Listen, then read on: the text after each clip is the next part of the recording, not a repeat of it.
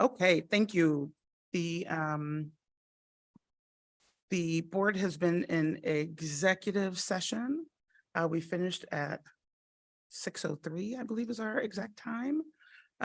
Regarding legal matters, we will now proceed with the rest of our regular meeting.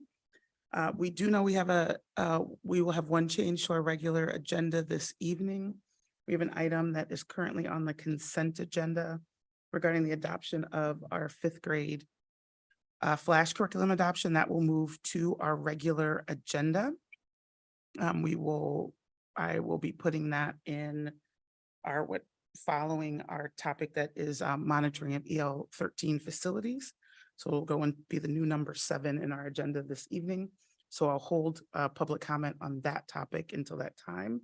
As I see, we've got a couple of other topics signed up to give input this evening.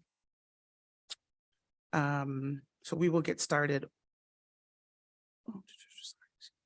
We will get started with public comment. That's an opportunity for the board to receive public statements on items not listed on the meeting agenda for public comment.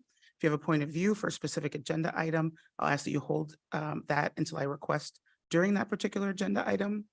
Public comment time is not intended as a time to raise issues unique to any particular student, staff member, or administrator.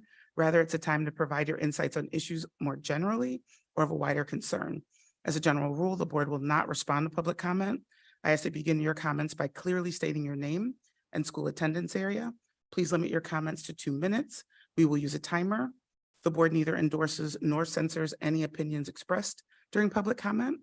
Please keep your comments civil and respectful and avoid personal attacks on others. The audience should refrain from making comments or engaging in applause, but feel free to wave your hands in support of a speaker. I see that we have a couple of folks for items that are not on the current agenda.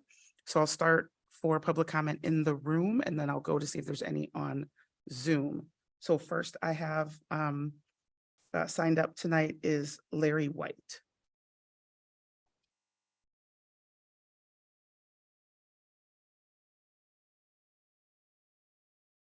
So I'm back here again, speaking against hate speech, against all slurs, but I've consistently spoken about one in particular that's on this piece of paper here. And I still don't understand why the district is so adamant about protecting the word. Yes, I say protecting, because not designating this and other words as a form of hate speech, you are in fact promoting its use. So I continually ask the question, why this word? Why this word in a community that promotes diversity and equity, that the district feels so strongly that responds to my attorney with threats of sanctions rather than have a discussion? This has me completely baffled. What is the benefit of allowing minority children to use a slur? It certainly doesn't benefit those children. I can tell you that as a Black man. It has no intrinsic value to them, nor to the non-minorities around them, many of whom are also appalled by the ugliness of this word. What purpose does this word serve other than to further marginalize a generation of children who've already been marginalized? So I'll continue to ask the question, despite the legal threats, because I'm simply opposed to this and other slurs in Issaquah schools. The community deserves better. Thank you for your input. Next, I have Julie Carr.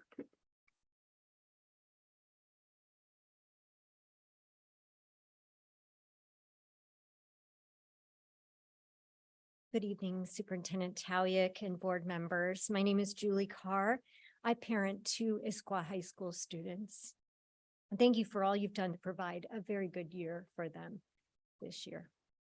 Thank you for making safety and well-being of our students a top priority.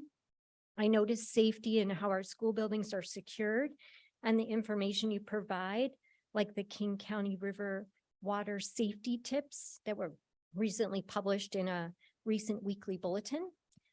Gun violence is another safety topic that's tragically been in the forefront of school conversations recently. All school districts have a role in preventing the trauma, loss of life, and disruption that gun violence brings, especially gun violence on school grounds. Last week, Lake Washington School District added a gun storage safety page to their website and notified parents and caregivers of the need for secure firearm storage. And I'm here to ask that Issaquah School District undertake a robust effort to share safety reminders with parents and caregivers regarding secure storage of firearms in the home and in vehicles. Unsecured firearms are directly related to school shootings. The K-12 school shooting database reports that the U.S. on track to see 400 shootings at schools this year. The average age of the student who brings a firearm to school is 16 years old. Situations of conflict are becoming more deadly with guns present, and situations escalate. Bystanders are injured or killed. Access to an unsecured firearm is also a huge risk factor for suicide by gun. The King County Public Health Lock It Up campaign, as well as the safety program Be Smart for Kids, found at besmartforkids.org, they're both have very good materials that can be distributed. And I'd like to see Issaquah School District safety and parent communication efforts include year-round firearm secure storage education. Thank you. Thank you for your input.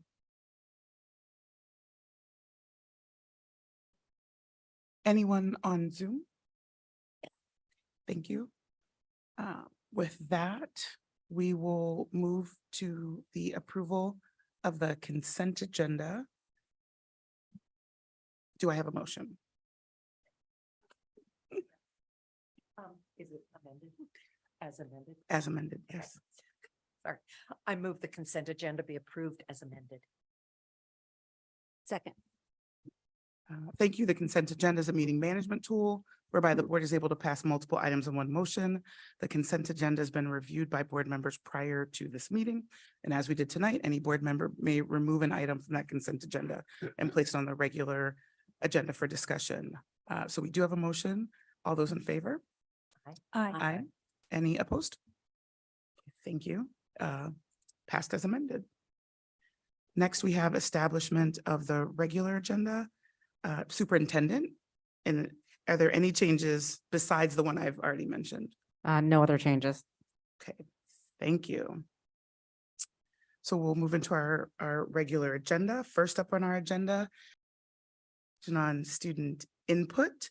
And so we have 3 of our ELs or policies that I believe we have students ready to give input on this evening. We have EL4, financial planning, EL5, actual financial condition, and EL6, asset protection. So who is giving input on these? Okay, great. Do you want to start?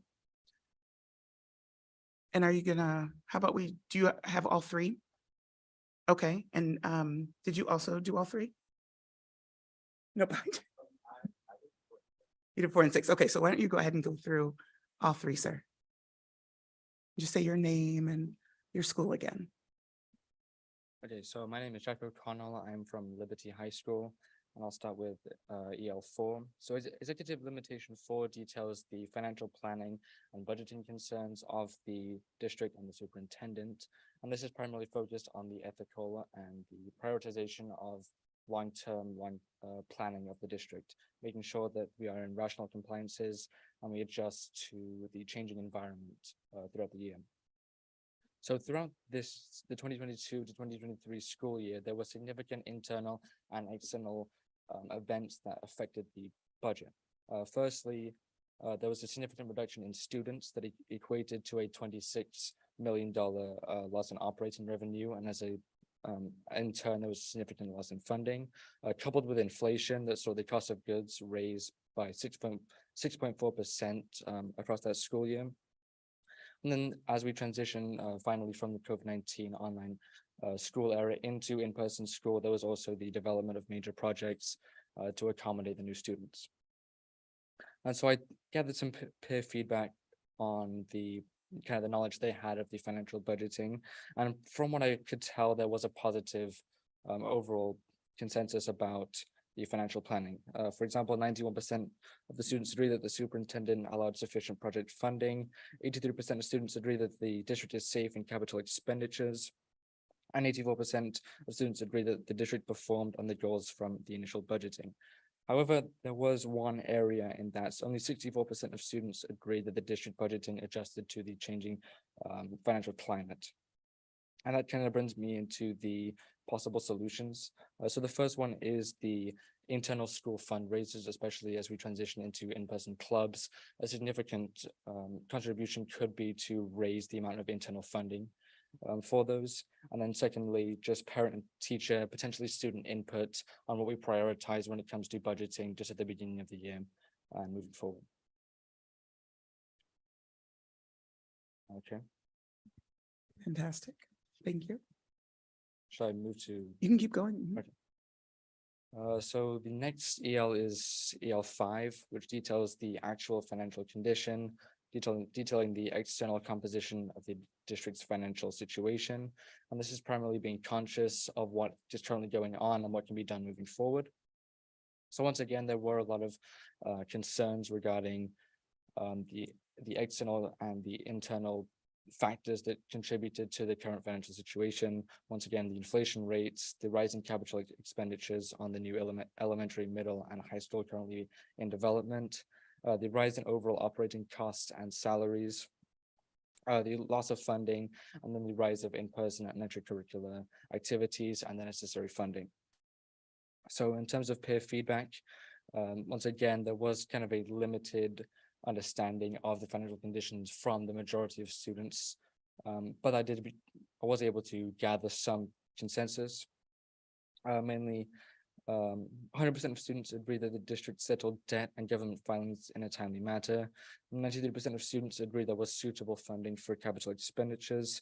93% of students agree that the district is acting ethically and reasonably in terms of financial planning and operating. And 87% of students agree that acceptable modifications were made to financial decision-making. However, only 63% of students agree that there was easily accessible and revenue cost breakdown forms and accountability from the district, which was the major area of concern. And from that, the solutions from a lot of students were seeking improved accessibility to cost breakdown structures and revenue forms. And then just improved board accountability for financial estimates from the beginning of the year to the changing environment that experienced a lot of cuts that weren't planned for. And then lastly, executive limitation 6. This details the overall asset protection and management of the district, acting ethically and responsibly in monitoring all assets, whether those are tangible information or digital. And then there were a lot of new and internal and external consequences demanding the need for unique solutions for the assets. Once again, coming from COVID when we were in online learning, transitioning into in-person, there was a lot more tangible assets that shifted from more of online into in-person. Social media and online image perception as monitoring the overall image of the Issaquah School District is a part of the asset protection. And then, of course, the school issued laptops was a lot of big area, a lot of students brought up. And then property damage and vandalism, as well as a reduce in staffing and security for protecting these tangible assets. So in terms of peer feedback, 86% of students agree that the district has a positive image as acted ethically in handling assets. 95% of students agree that the district never endangered its image.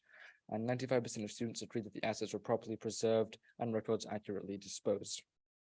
However, the two major areas of concern is that only 56% of students supported the district's software protection and the school issues laptops, and 65% of students agreed that there was sufficient security of internal school activities and the prevent of vandalism. So the first solution to that would be in a change of laptop software, as a major consensus was that the current software would limit the research and it didn't maximize the learning capabilities. And then secondly, just an increase in security for the school activities, property damage internally, and then vandalism of the actual school. That's it. Thank you very much. Awesome. Thank you. Your turn.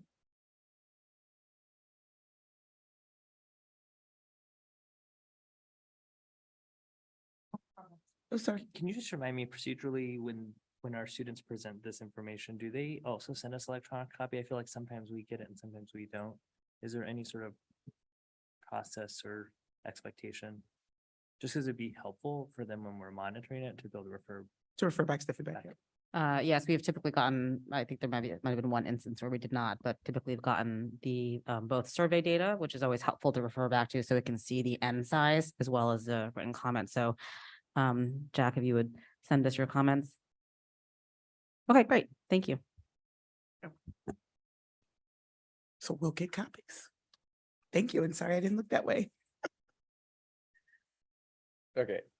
Go Well, ahead. hi, I'm Jordan. I go to Issaquah High School, and as far as like, I'll just keep this short. As far as EL4 goes, I emailed a member of the cabinet on the finance team, and they basically said like all the finances are like pretty nominal. Like there's not really like any issues there as far as like that are like super pressing or concerning.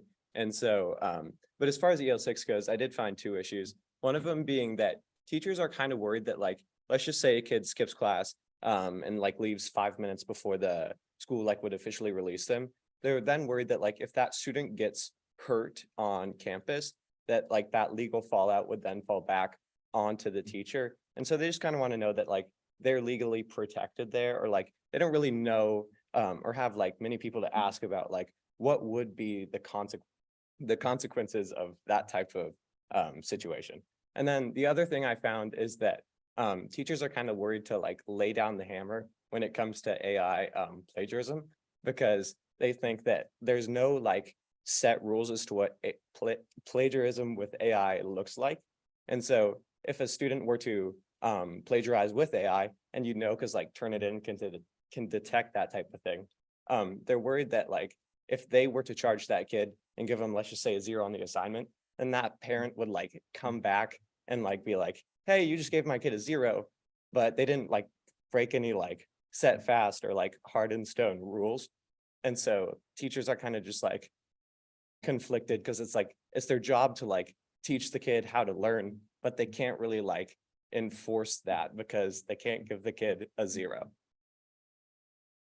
Thank you. Thank you. Very helpful. Any board members have questions or clarifications you want to ask about that input? All right. Thank you both. Awesome job. And again, that input gets factored into when we do the monitoring and district progress against these specific policies. So what we'll do is move on to a next and very exciting section, which is also about our student representatives. We have a wonderful opportunity to recognize them. So I don't know if anyone, am I throwing to anyone in particular on this one? Or is it me? We have some certificates to recognize each Oh, of wonderful. our student board representatives who are present here, and we'll make sure to follow up with those who are not in attendance tonight. And Executive Director of High Schools, Andrea Zier, will share these certificates and call the names maybe of each of the students just to formally recognize their year of service. I would like to also just take this quick moment to thank our trailblazing student representatives this year for this different model and a evolving model as well of student input into the board processes, and very much looking forward to continuing to work with Mia and Jack next year and involve this even further. And thank you very much to Andrea Zier for her work in leading that on behalf of the district. Did you want to say a few words, Director Mullings, or do you want me to just go on? Perfect. Okay, I will after you're done. perfect. First up, I've got Jordan Lee. Jordan, you want to share what your plans are for next year? Yeah, I plan to get a degree in mechanical engineering at WSU. Oh, Go nice. Thank Cougs. you.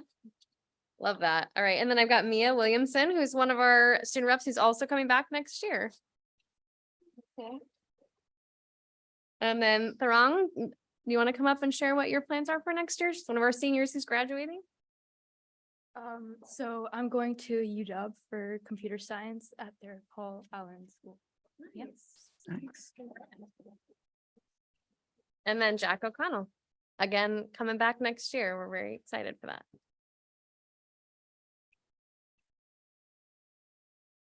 Thank you for doing that. And again, we'll get certificates to all of our student reps. It's been an amazing process to reform our student rep and our student input. This year, I think we've gotten a lot. You guys have really dug into our policies that are the core of what we do as a school board. You've also given us an amazing amount of feedback on how we can continue to better and improve the program, and even helped with recruiting and interviewing of the next wave of student representatives. And I always like to say, and we were quite the hot ticket in student reps, because we got a whole lot more applicants than some of the other organizations. So thank you so much for your work and for your contribution to the board.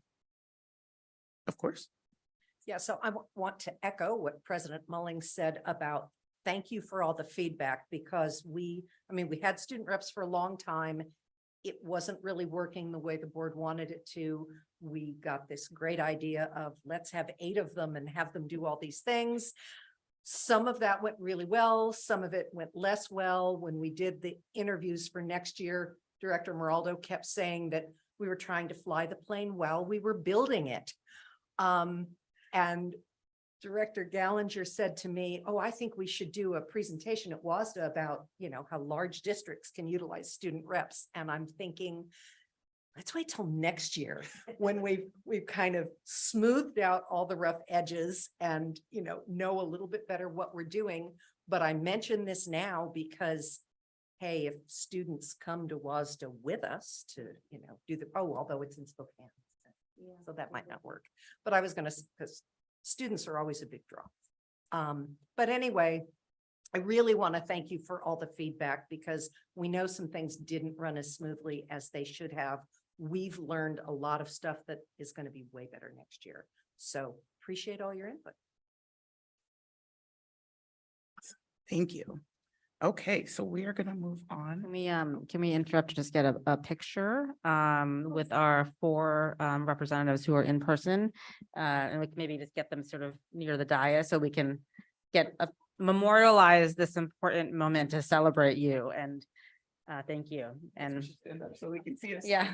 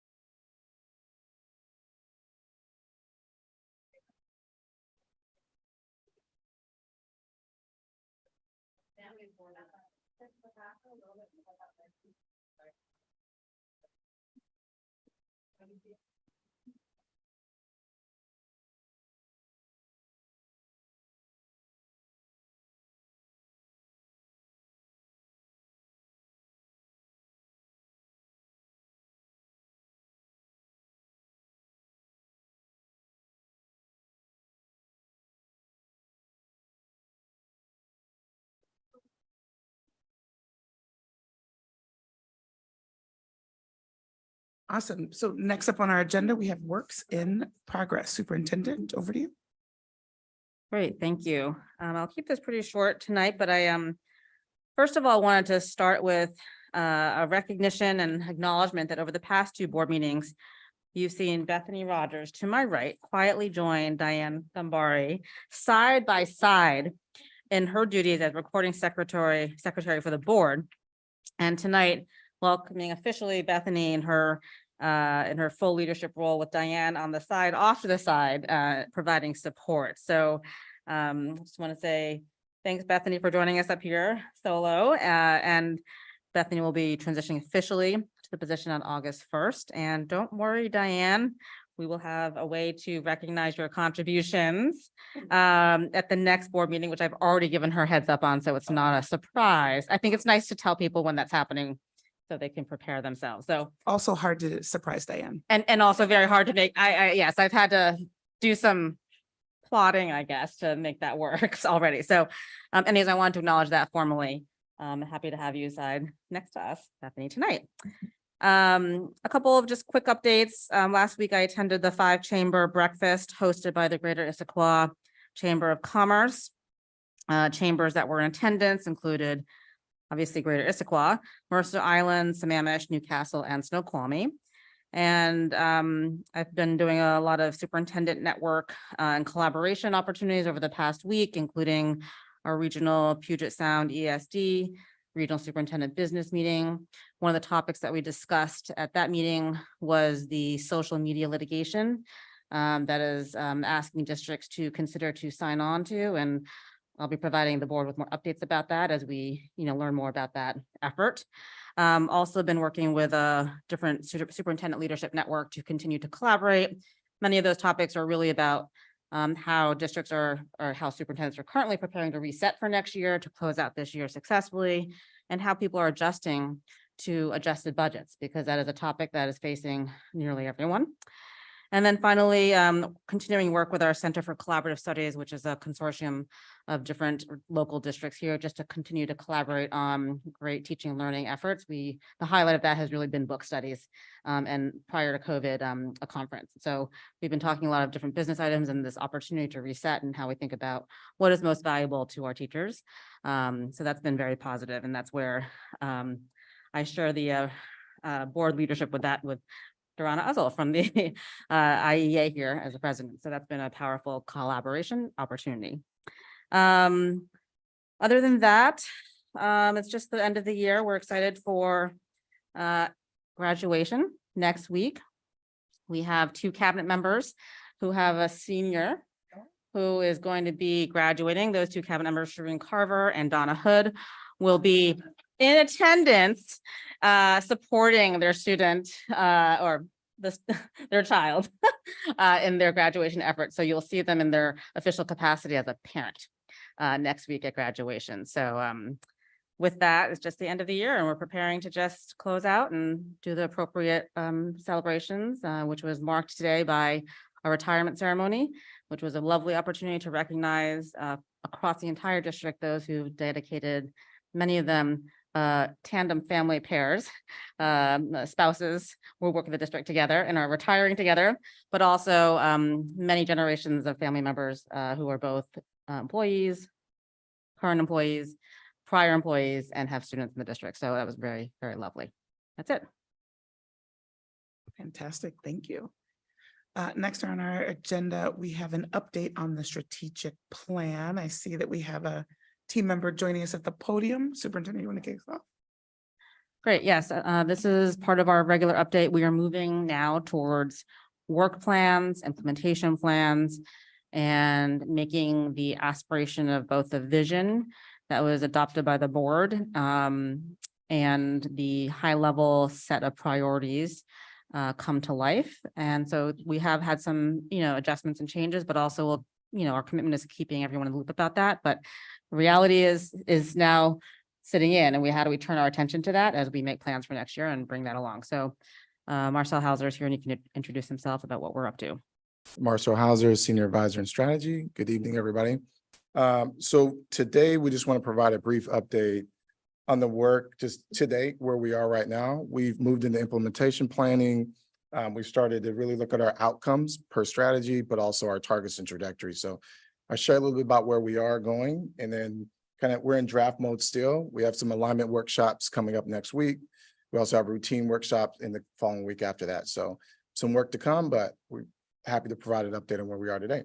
So again, we're in the detailed delivery planning stage. So it's outcomes, it's mapping out the milestones per strategy. We're starting to look at the targets, trajectories, but also what are our internal routines that we'll have going forward to really track our progress and move the work ahead in the next 3 years. So this is just a reminder to refresh the different components of the strategic planning process in the different areas. Obviously, on top, you have your vision and North Star, your mission, our priority areas, goals, strategies, outcomes, and then work streams. So it really does build itself up. We're at the bottom as we start to look at where we are today and what we'll focus on. This is a reminder of our priority areas: student well-being, academic opportunity, diverse talent, authentic engagement, and organizational effectiveness. Those are the 5 areas that we're focused on. Again, just a reminder. And where we are today. So we are focused on outcomes. So we're going to give a brief preview of where we are by strategy, some examples of strategy outcomes, but also we'll talk a little bit about some of the internal routines and also how we're going to communicate out to the community going forward. So I'm going to spend a little bit more time here just to highlight some of the strategy outcomes that we have drafted so far. And again, this is in draft mode, but just to highlight, if you look on the far left, you have student well-being, that's the priority area. In the middle, that's the goal. So And this particular goal is students will feel safe and have a sense of well-being, a sense of belonging. The strategy we're going to use to achieve that goal is to analyze and refine district-wide school safety plans to include emotional safety, physical safety, school climate, and student supports. So our 3-year outcome that we hope to hit on is we want to increase the number of students who report feeling safe at school by at least 10%. And again, we're still looking at the numbers and we're drafting, but it builds upon sort of what we hope to do, what we hope to achieve. And as I highlight this, we'll continue to work along the way and we'll see what's working, what's not working. What you don't see here are the milestones and the sort of action steps that'll build towards that. So we're going to consistently iterate, work upon, have internal routines where we track and monitor, see what's working and adjust. And I'll just highlight one more on this particular slide and then we'll jump to the next one. So if we look at diverse talent, so the particular goal is that district leadership and staff will diversify our workforce so it more closely aligns with our student population. So the strategy that we're going to employ to reach that particular goal is we're going to train hiring managers on effective hiring practices, including how to reduce bias. So as we kind of track it down, our 3-year outcome in this case will be to increase the number of diverse candidates in the hiring pools by 20%. So we're working on sort of like how we track, how we start to look at the data along the way at different checkpoints, and again, adjust course if needed. So just to highlight from the other areas as well, we'll use one from academic opportunities. In this particular case, if we look at the goal here, students will have equitable access to resources and pathways that support individualized post-high school goals. If we look at our particular strategy, we want to establish a baseline of offerings at all secondary schools, 6 through 12, to ensure that the programs are delivered consistently across all schools. And then by the end of 3 years, we want 100% of schools to be offering courses identified as baseline enhanced offerings. So just to track, we are also going to have our targets and directories. So year 1 might be at a certain percentage, year 2 at a certain percentage. It's not always evenly split. You may start really slow because you're really establishing baseline protocols planning. By year 2, you might increase that percentage. So we're working all that out now as we speak, but we're starting to track and manage it and really scrutinize like what we're doing and is it feasible to really accomplish this with where we are. So just to move and shift, I want to shift to routines and kind of where we're going, what we're thinking. Let me pause yep. for 1 second. I just wanted to jump in for a moment to talk about sort of the shift from the language of metrics to outcomes. Because some of this in this example that Mr. Hauser was speaking about, in this case of 100% of schools offering courses identified as baseline enhanced offerings, that is about more of an input that would lead to something else. Whereas the results for a feeling of sense of safety is more of an outcome. So you can think about it in multiple different ways, but we are looking at what will actually help define what we will accomplish. Sometimes it is one step leading to another. And so as I hope that we continue to talk about our monitoring and progress throughout the next few years, then we would be thinking, what is the next outcome? We'd be looking to look at, 3 years from now beyond this plan itself. So just a note about that shift. And I would say some are implementation based. So you may have some that, where you're going to measure direct result to student, but there are some outcomes that we don't have a system created yet. So we need to create that, implement it district wide and standardize it. So there's a mix between the strategies as you see outcomes. And this is just to identify our iterative process. So we spoke about this a bit as we've been building. So, we decided on priorities and goals. We talked about that. We did that alongside the budgeting process. So we talked about how do we allocate resources, as we're in a space where we're reducing, how do we also make additions in the same time and invest in areas? I would say we're about in phase 3. We're starting to begin the implementation. We're diving into that, after August. We'll learn from what we implement, we'll innovate, we'll continue implementation, and we'll continue that cycle. So it's just an iterative process that has to remain flexible so we really drive results for students. So I'm going to shift a little bit to talk about some of the internal routines that we are proposing, that we're starting to kind of build within and actually start to plan for and schedule out. So on top level, on the top row, you'll see priority area strategy team meetings. Those are meetings by those priority areas, those buckets. So student well-being, there's a priority area team with strategy leads and a priority area leader who will meet. So they'll have conversations. There'll be, constant communication as they drive the work. There's monthly strategy tracking. So we'll do some internal, progress monitoring based on the milestones. So we'll start to track things that are on track, off track, need support. So it's just a way that we'll communicate with each other to collaborate in a fashion that we can lift things up before they get to a point of, to a point where it's tougher to implement. We also have priority leaders huddle. So we're talking about how do we collectively come together, priority leaders, and share across the district and, cross-departmental sharing of what's going on. And then we'll also talk about problem solving. So we'll look at, if something's not working, how do we put our heads together and leverage the intellectual capital in this space to lift those problems up and support each other. And then there's, a new word, stock takes, which is essentially just taking stock in where we are. And that really is looking at the outcome data. So how do we track the data? So all the strategy outcomes that we're going to list out, how do we track them over time when the data is available to say where we are in time? And if we're off course, what do we need to do differently to adjust? So it's a little bit on our internal sort of routines. Then the secondary piece is, how will we communicate externally with the community and folks? So we'll have board meetings, retreats, work studies. A lot of this work is going to be built within I think the ends and EL reporting along the way. It's all going to sort of integrate. So we'll have those public meetings where we share out how we're doing. There's also the end one reporting, which we talked about at a previous board meeting. And then there's district website. We'll share, build up and lift something up for the strategic plan to share our progress. And then we'll continue our engagement with constituent groups. So we'll continue to engage, talk to folks, gather feedback on, it'll shift towards what should we do to how are we doing? And we'll start to take that feedback in and shift course if implementation isn't going well, or it's not having the impact we want it to have. And with that concludes the presentation for me. Thank you. Any comments or questions from the board?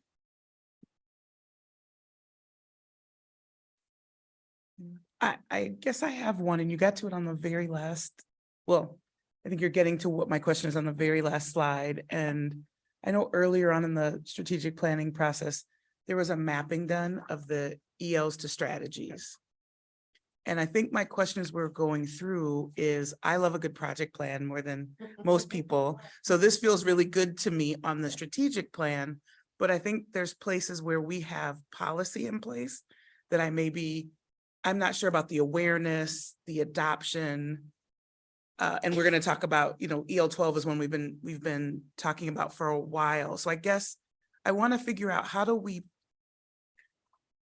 maybe not lose sight of making sure that system-wide we have an understanding and adoption of the ELs themselves while we're talking about these particular strategies, that goes as a combination, because I think that might, I guess, feel less great to me. If people are like, yeah, we used to talk about ELs, but now we talk about these strategies, and it feels like a switch of context versus an enhanced discussion. Does that make sense? Absolutely. Thank you for that feedback. It's great feedback. I can take a first step at that. We have been having conversations around, for example, the ends, right? So ends on academic and foundations. We do a significant review of that. That's an annual review that happens mostly in January. I think that's how we're looking at the calendar even for next year. So there are certain data points in there that would overlap. And so part of the monitoring would actually allow us to sort of pull forward that data on a more regular basis, potentially, as it might be included in a particular strategy under academic opportunities. So this is a mechanism to help us also drive data review on a more regular basis and progress review, not just for the strategic plan. So those stock takes are really that taking stock. So we're trying to drive that behavior and the routine so that we can have that regular update with ourselves and to assess, are we on or off track? I want to be very transparent with the board, with our public, and our team has this commitment too, that we are aware of where our progress is and how we need to adjust course and invite others to help and into that conversation. So those are the important values behind the system. And we do have a bit of mapping to sort of continue to do. And we are getting ahead also of some planning as well for the ELs as we look at the cadence. So that's going to be an important moment when we lock in those dates for the monitoring for next year. So we'll take the same skills and apply it.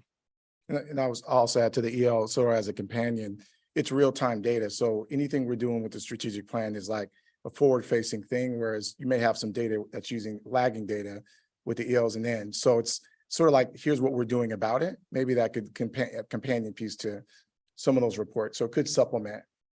I think, so yes, I love all of that. And I guess when we talk about the strategic plan, right? Part of the work that will happen in rallying people around these topics, bringing groups together, them doing status, is they will take on a kind of a personality and understanding of their own, right? Organizationally wide. And so I guess part of what was just said maybe solidifies my question. I don't want the EL to just be the reaction or the math that we look at after. I want to make sure that they are the foundation of why something's in the strategic plan and the particular policy we're trying to move forward by having a strategic plan. And I worry that we might get a little disconnected, that we talk about the plan as what people are focusing on and the EL is what we measure by, versus the reason why we have a plan is to bring the policies to life in the district. Does that make sense? What I'm saying? It does. Thank you. Okay. Thank you for that clarification. Yes. Okay. Any other thoughts or comments? I thought you were spot on with that, because that really is, that is how the pyramid is going. And so it's like, I'm wondering where it's beyond just the ISD mission, it is the mission and ends. And where does that come into building that out and building that through? And what I'm hoping is that we can at least identify, what am I going to say? Reasonable progress towards what? I was waiting. And so I think that this is helping us build the foundation to say, when we're measuring and we say, yes, we're meeting reasonable progress, well, how are we measuring it? And I think that to me is the crux of this process, should be landing on helping the board answer that long awaited question. If no other comments, we'll say thank you for the Thank you. update.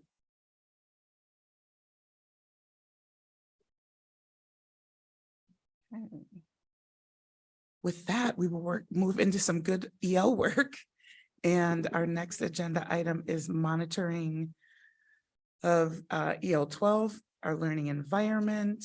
Do I have a motion? I move the board accept the monitoring report for EL 12 learning environment as presented. Second. Thank you. Superintendent, do we have folks joining us on this one? All right, I'd like to welcome up Andrew Zier and Rich Mellish. I would also like to take this moment to recognize Andrea Zier, who has been a cabinet member and a valued member of our team over the past year and beyond, but I've gotten to work with her over this past year as she is transitioning to become the principal of North Bend Elementary School in Snoqualmie Valley. So this is her, I guess, sort of final opportunity to be in front of the board, but I want to make sure I recognize, appreciate, and celebrate that. And hopefully that was enough time to give Andrea a moment to walk up here as well. But I just want to acknowledge that. And I know that the board deeply values your service as well. So thank you, Andrea. But I would love to. Congratulations, Andrea. But if you want to sort of highlight where we are and what we have forward in a very succinct way, that would be helpful, or provide your commentary, and then we can go from there. Yeah, I think that with the work studies being so recent, as well as the kind of summary of the work study, you can kind of see the direction that we're headed. But in the work study, we dove into kind of the years of the year in the rear. I don't know, that was more Rich's area in 21-22. So I don't know if you had any highlights that you wanted to bring forward. But I think most of the work was really done in the professional development with the teachers around giving them some collaborative work time to set some common expectations. And we recognize that that really illuminated some of those areas and gaps around some of our definitions and application. And so you can see that in the data that was collected around what they set as their varied levels when the teachers submitted their grading practices and their alignment. But you can see all the professional development and the survey results from the students that highlighted the things that we kind of already know and the why behind EL 12. So with that, do you have anything you want to add? No, I think. Open it up to questions. Yeah, I think the only thing that I'd say is that taking away from the work study sessions, I really appreciated having the student and teacher voice there to really speak to the fact that this is a very adaptive process. I like the values-led process and that our teachers are really wrestling with it and really trying to figure out how to leverage this for learning while looking at what the outcomes we're looking for as a board. And so we have a ways to go. But I feel like we've covered that really well in our work study session. So I guess questions are what we can answer. How about I start with looking for any public input on this discussion, please? Is there any public input on this topic in the room? Any on the Zoom? No, seeing none. Board, any questions and or discussion?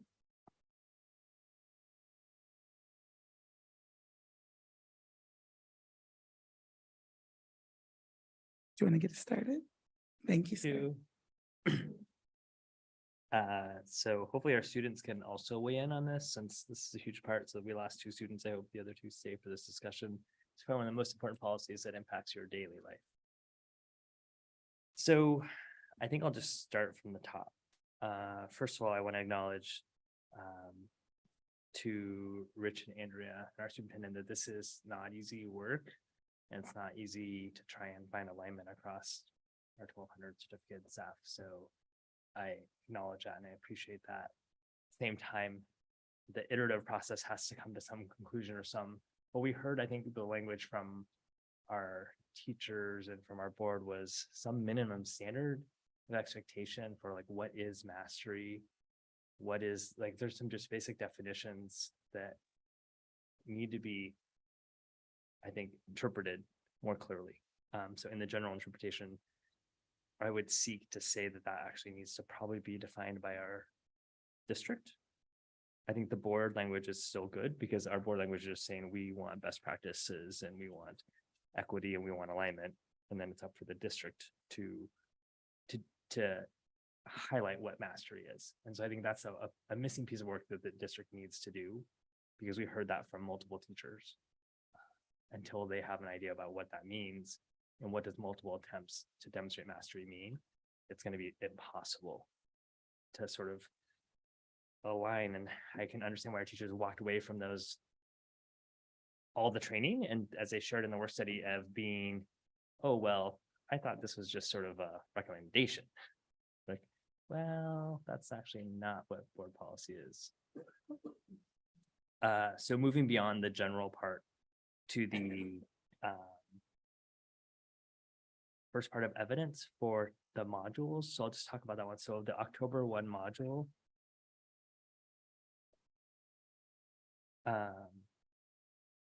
So I appreciate seeing these things, but I think if I look at slides 9 and 10 in those, if you open up the October 2021 module and you see the pie graphs of all of them, and you know the ranges of the sort of alignment part is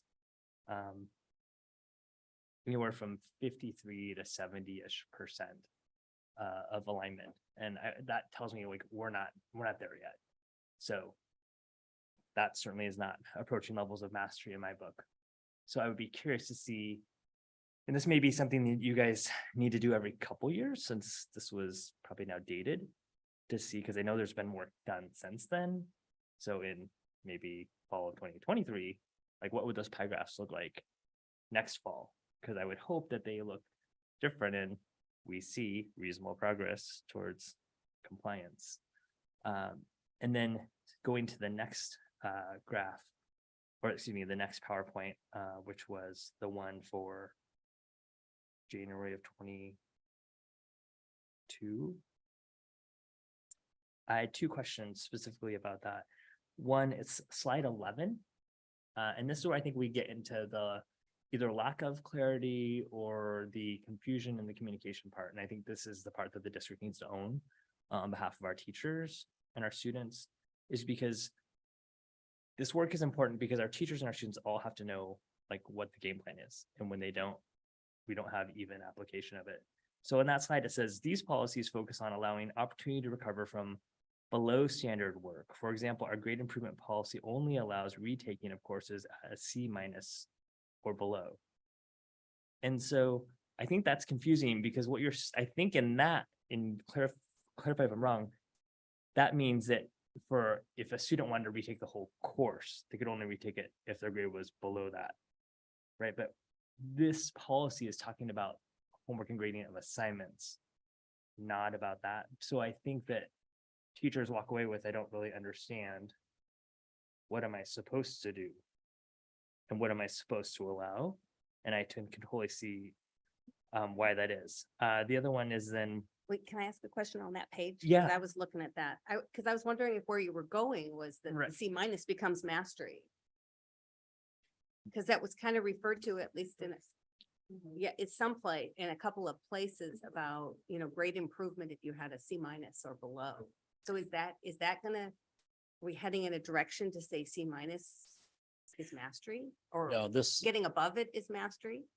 So this was setting them up for their very first time of coming together across course-like groups and saying, we need to actually have, we need to develop our plan for having the same practice. And we hadn't really defined recovery from what level. And so we were looking at where in our system have we already defined when recovery can happen? And this was just an example at the high school that was very real. We say at a course level that anything at a C minus or below, you can get grade recovery on. So we were using that as kind of a parallel.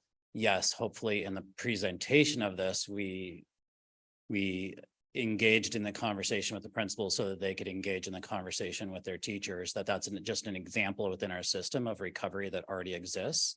Now we're asking them to look at because we haven't defined what grade corresponds to achieving rigorous standards. And I just want to be really clear that we're always referring to rigorous standards, not basic standards.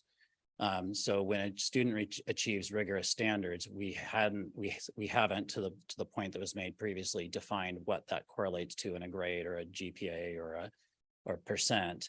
So we were asking them to start that process of what does that correlate to? What kind of grade, what kind of score indicates to you as a teaching team that a student has not achieved what you expect them to achieve in your course? And then have a plan for if they do score below that, to give them an opportunity for recovery.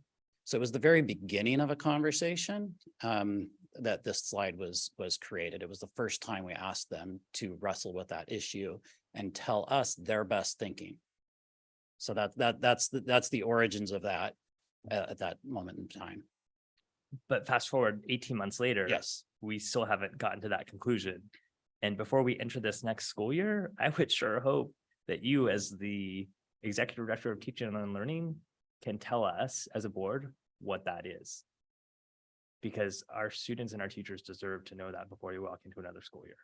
And so before those August lid days, otherwise we're going to be here again next year with like, oh, well, there wasn't really clarity on that. And at some point we've got to draw the line in the sand so teachers and students know what it is they're expected to do. Because I don't think there's any one of the five of us that care what the line into the number is, but we have to know what it is, because what we ultimately care about is that we are communicating clear expectations to our students and our families so they know how can they best support their students. I have another question on more slides if you don't. So number 14. That's page 14.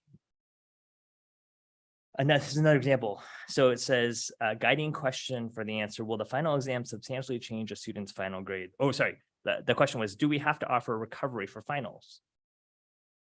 And I love that to this detail, because that's helpful. That's what, teachers want to know. What are the boundaries of the room? And it says, will the final exam substantially change a student's final grade? And so I think there's going to have to be a definition. What does considered substantially change? Or if a final will have a substantial impact to a student's overall grade, there should be an opportunity for recovery. Because if that's not defined and it's left up to the student, like a student could say a change from an A to an A minus is a substantial impact to their grade, but the district might say, well, a substantial impact would be crossing to, from whatever the grade bands you want to say. But I think these are really important for us to just know what is the operating agreement going to be, because we're not going to be able to have that clarity. We're not going to be able to move forward as a system and focus on alignment until we have those definitions in place. And again, I don't care what that is, but I think those are things that they need to be defined. And if I can just tack on to that, and I don't want to go back down the rabbit hole of the last meeting of what is mastery, but I do want to caution us to be, as you talk about definitions, to be careful about the words we use, because if on the one hand, we say, well, if you get a C- in Algebra 1, you can go on to Algebra 2, but we say mastery is a B, there's a disconnect. So we need to define our terms so that we understand what we're talking about. If those two letters or numbers or whatever are not the same, then we need to call them different things, right? If mastery is a B, then why are we promoting kids with a C to the next level? And I don't want to get into the rabbit hole of which one is right or wrong, but we need to have some clarity around what the words are and what we're talking about. Well, I mean, and passing is really a D, right? Right, Which makes it even worse. We have a bigger gap between what is passing and the student gets credit for it towards graduation, goes on to the next level, if it's a sequential type course. And so how do we mesh those two together? But is that true? I don't even know. Yeah. So, I mean, can a student that gets a D in Algebra 1 move on to geometry? Yeah, that's a So question. I we, didn't know we, the we answer. do offer self-select courses. So we give learning recommendations to students. So a teacher could say to a student who gets a C or a D, I think that you could use this other course before you're ready for the next of this progression. You can have a student who has achieved a D in points, but that is heavily impacted by their work completion. And a teacher could say, I see your skill set. I wish it would have shown up more in the work that you turned in. And I think you are ready for the next course. So we try to give learning recommendations directly to students in courses where you're dealing with cumulative skills. So yes, a student can technically get a D in a class and take the next class, because we do have a self-select system. Yeah, you could technically you could fail a class, but say, I'm gonna do what I need to be ready for that class and take that next class. It is an option, but we do give learning recommendations. Got it.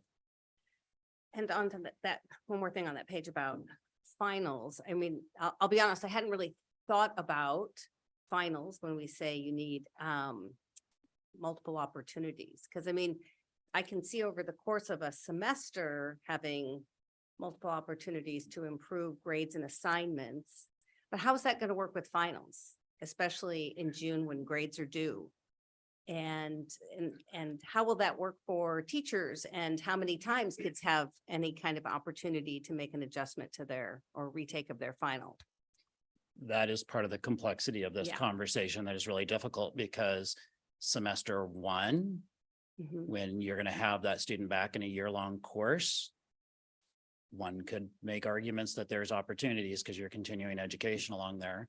Semester 2, when people are off contract at the end of that last day of finals, that's a tough question. So that's why this FAQ came up, and that's why we're still wrestling with this issue of what do we do when we have a final that can have a significant impact on a student's grade. And that just happens to be the day that student is going through a tough time and has difficulty. At what point do we stop offering chances? And it's a part of the complexities of this conversation that I don't have an immediate answer, because there are so many different scenarios that we could talk about in this one. But I would say, and I only have experience for Skyline, but when it's only 10% of their grade, like statistically speaking, 10% of the grade can't Doesn't move. impact it very much. Mhm. But when it's more, I definitely watch that happen. So I have one class where it's not 10% and it had a huge impact On the grade. on their grade. And so I do see validity in both sides. I don't, again, make decision. I don't care what it is. But Right, but it needs to be consistent. Yeah. Is part of it. And again, it goes back to, I don't know, whoever said it, what is significantly impacting? Admittedly, it could be easy for a kid to say difference of going from a grade to a minus or a minus to a grade, that, a whole grade, that to them could be significant. So there has to be some bounds around what that really means. Director There's Morrow. another opportunity where I'm sorry, did I interrupt you? You interrupted Director Morrell. Sorry, go That's ahead. okay. Go No, ahead. because I was thinking the same thing. It's along the definitions of what is substantial change. You know, is going from, I would think going from a B minus to a C plus might feel more substantial than going from a B to a B minus, just because you're in that major letter change. But is it? I don't know. I really don't. And I think that is, you know, interesting to think what's the student perspective on that. But I also from the teacher standpoint of, if I'm giving a final, especially if I'm on the last day of finals, how quickly do I have to turn around and give them back their grade if they're going to have an opportunity to retake it? I think there's big problems with, then you're bumping finals by like an entire week so that the teacher has time to grade it, get it back to the student and assess how the impact is, and the student to retake it and grade. I mean, I can just see how that could be a real problem. And then what are you doing the last week and a half of school? If they're done with finals, what meaningful learning is going to happen after that? I agree with that. That's why I think that the seems to be more prudent to switch it to where the grade is only, it can't be so significantly impacted that you would need to even consider retaking of a final. That sounds like a terrible thing for a teacher. Yeah, but there's to also do. the opportunity to do some out of the box thinking and to offer a final in such a way that it can count more if it positively impacts your grade and less if it negatively impacts your grade, right? You can say, I'm giving you this test, but there's only an upside, right? We kind of did that at COVID. We said your grade won't drop below what it was, but you can make it better. You can do that with finals. I mean, I'm getting out of my level of expertise here. I'm not a teacher, you know, but I'm just saying some out of the box thinking could be good. And so I think we're all getting to is where I always am with this topic, which is, yes, there's a lot of edge cases, and I'm going to leave them in the edge case category. I worry from the 18 months later that we haven't solved for the things that are not edge cases. And so where we can make definitive, constructive, clear guidance, we should. And then I think where we get to things that are in those edges, what happens if the finals material, what I worry is that we don't solidify those things that can be practically, my words, right, landed, rolled out, implemented, because we're worried about that last 10%, right? That long tail of other things. And so this is actually the prime example of what I was talking about with the strategic plan, right? My worry is that we may get organizationally, we maybe get distracted by some of those new categories and not focus on some of this as the core policy work that we're trying to accomplish in that strategic plan. So I think for me, that's where I get nervous is, how do we get to the controllable? If there's 30 things we're worried about, well, what are the controllable or answerable 15, 10, 17, and be clear on those. And then, you know, there's lots of very smart brains and folks who can get together about the rest of it. But I worry that we've allowed those edge cases to not let us settle on what can be done. I agree with that. I think that the thing I would respond is, I think that that's my concern is we heard very consistent feedback from teachers from both sessions from different schools across our district, which was very clear to us that then there wasn't clarity to them. And I'm highlighting these are the challenges. I think what I would say though, if you're a Skyline parent, you don't get the same opportunity if you're an IHS or Liberty parent. And so you want to talk about how finals, yeah, the grades are supposedly finalized on the last day, unless there's a grade bump because you're taking an AP class and you get an X grade and then they go and whatever they can do to the transcript later to adjust the transcript after, because AP testing doesn't come back till after school's done. And so we still see where the grades are manipulated after finals if you go to Issaquah or Liberty High Schools. And so that's why, so I do think the finals question needs to be discussed and there needs to be clarity on it, because even across your AP courses, by what you got for all the feedback we heard from all our AP classes, there's not consistency across the disciplines in AP. So that my last I'll say about finals. Last one is on this slide presentation number 8. Page 8, it says bullet 3's late work must be scored on the proficiency being demonstrated students should not be penalized for the work being late. And so just curious where that came from, because that is not coming from board policy. We've not said that, that's not stated. I want to be very clear on the record. The board has not said that all work must be accepted and there will be no late work penalty. So is that coming from some sort of national best practice or whatnot? But I think it gets to where the teachers are like, oh, our impression as a board said every student must be able to keep taking it till they get an A. We're like, whoa, we've never said anything as such, but I can see how something like number 3 could get then construed and interpreted that it's the board saying this and we've not. So that one, I do want to clarify, because that one actually did lead to some follow-up communication with teachers, because there were some natural questions because we didn't time bound that statement. And so it does lead to something that we are going to have to try to find a way to create consistent boundaries, but also recognize that it's very different. Different types of assignments have different types of appropriateness in terms of what that length of late work. So if I have to do a very large paper and I'm running late on that, that might be a different dynamic than my daily assignments. So again, what we clarified is this does not mean that the teacher cannot time bound the late work. Okay, so that was not intended by this statement. And then, but we did say that within the time boundaries that are set for that late work, when the late work comes in, if they've demonstrated mastery, they should get a grade that reflects mastery. That penalties for being late within that time boundness, we do believe that one of the guiding principles of best practice and of our interpretation of this policy is that we are graded on the proficiency of the work that we demonstrate. And so correct, we are trying to be very clear with teachers that this is not permission to turn in late work as late as you want as a student, but that there is a way for a student who is running behind to work with their teacher to turn in work outside of the initial deadline, especially and recognizing that the amount that work impacts their grade, has a difference as well. So if I'm just talking about something that has almost no impact on my overall grade, like a daily math assignment that maybe is 1 point, I think you can be more strict on that late policy than it's the final project for my ELA class or my social studies class that is 20% of my grade.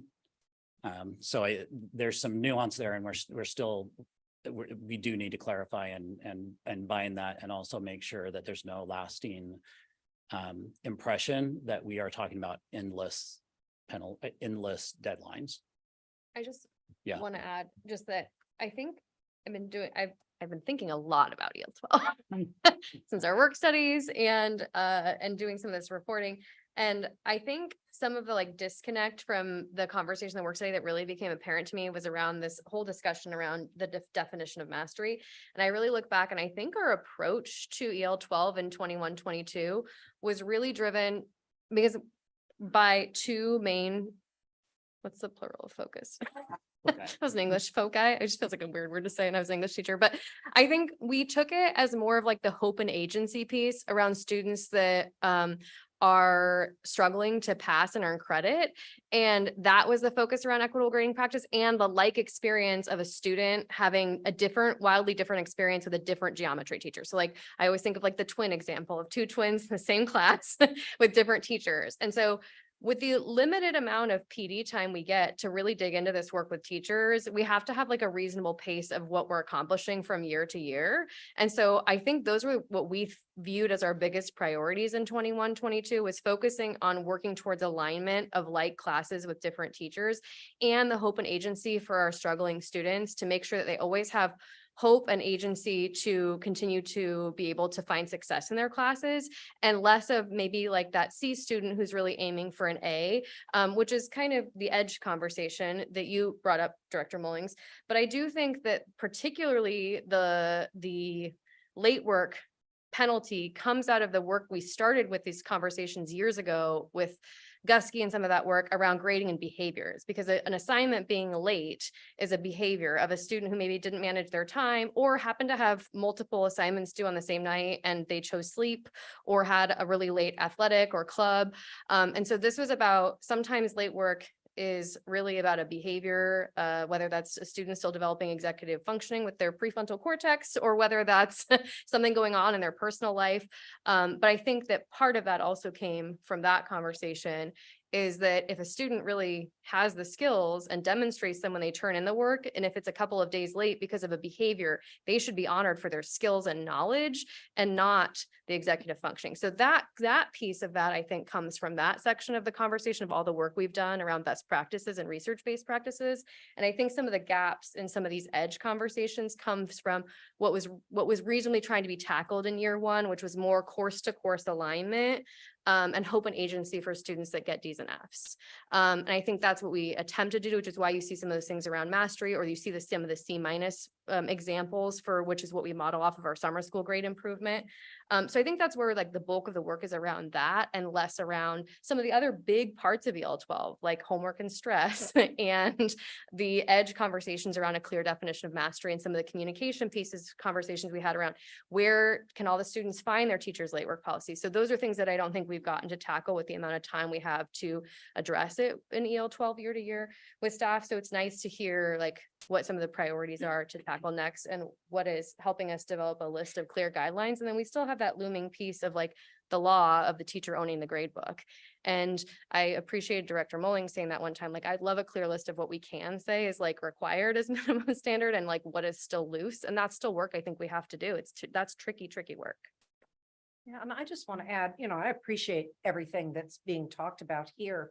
I think when we started the policy, we were trying to tackle some really basic things like, and I lived this example, having parented a couple of struggling students. What happens when a struggling student meets a teacher who says, I don't accept late work? You're doomed, right? So that's the extreme example. So the first thing is we get rid of that, right? We don't say, okay, if it's a day late, it's a 0. And the fact that you're dealing with sort of more refinements in here reassures me that at least we've dealt with the horrendous outcomes of, no late work at all. Now, should there be a penalty to late work? That really depends on, is it a behavior thing? Is it a couple days late? Is it a month late? Right? That again is above my pay grade. But having dealt with the struggling student and the no late work, it's like, okay, this class is an F and there is absolutely nothing we can do. So. Well, I do, and I know it's probably steps away from this, but around those issues of if the grade is related to a behavior rather than an understanding of the material, what are we as a system doing to alleviate or educate amongst those behavior issues that maybe have not been learned or are still a struggle for that student? Because I think there are probably some prevention things that we can be doing in elementary school. So much of this ends up being secondary and specifically high school. But really, what are we doing in the elementaries to ensure that students have the tools so that when they get to middle school, when they get to high school, they have those tools to be able to be successful and grades become less about being late? Because I can guarantee a student in high school that is turning in work late likely was a middle schooler turning in work late, likely was a second grader turning in work late. I think it is something that is probably pretty common along their whole history of education with us in elementary school. It wasn't like you were going to get a 0 that was going to show up on a grade that means you couldn't get into a college. So, right, the circumstances, the consequences were different, but what are we teaching? Because those consequences will show up, 9 years later. And so how are we really mitigating some of those problems down at the front end?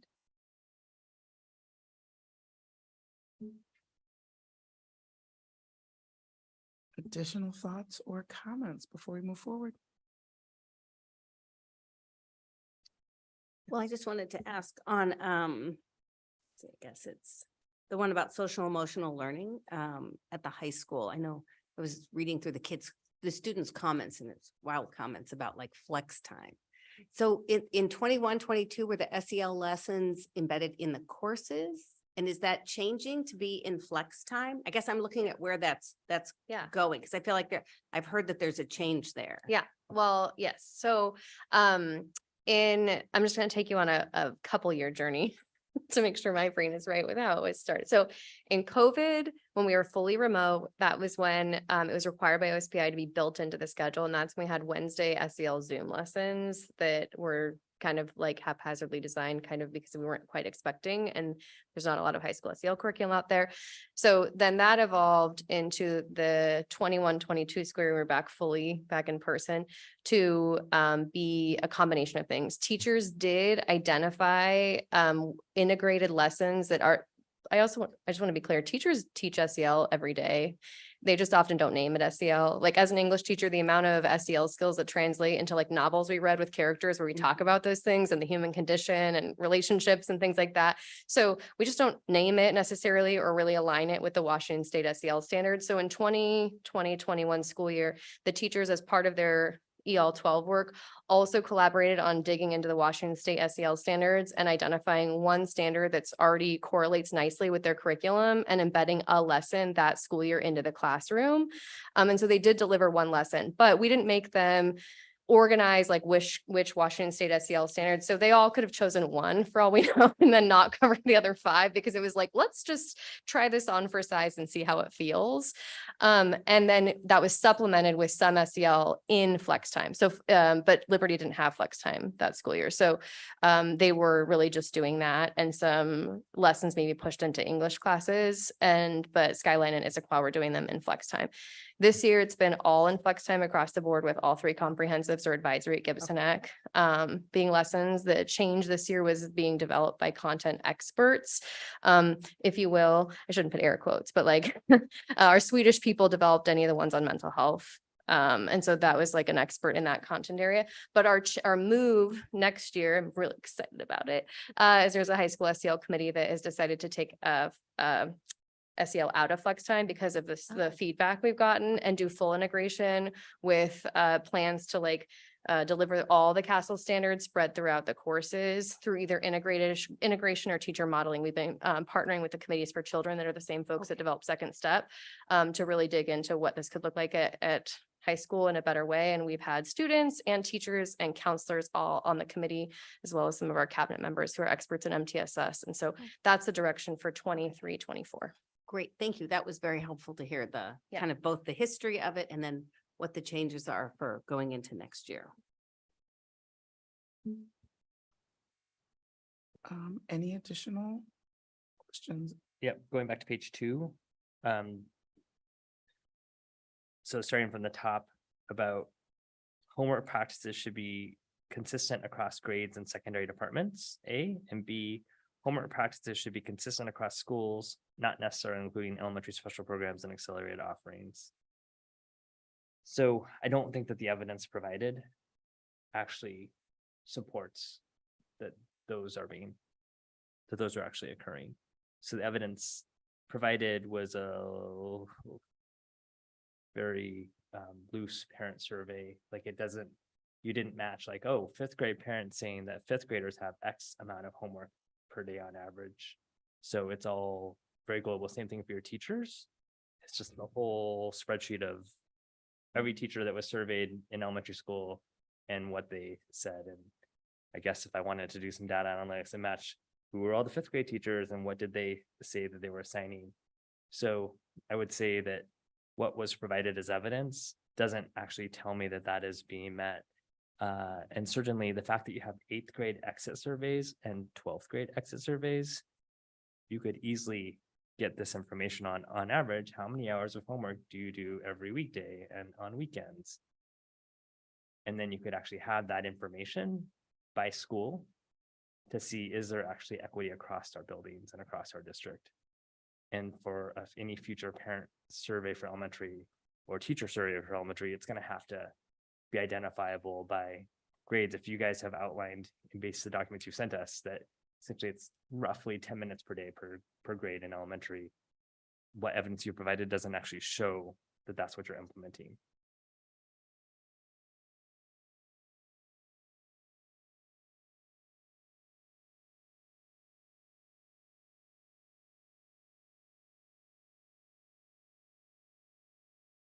And that would then get into number 3 about solicit regular feedback from stakeholders on grading and homework practices with consideration for overall student workload.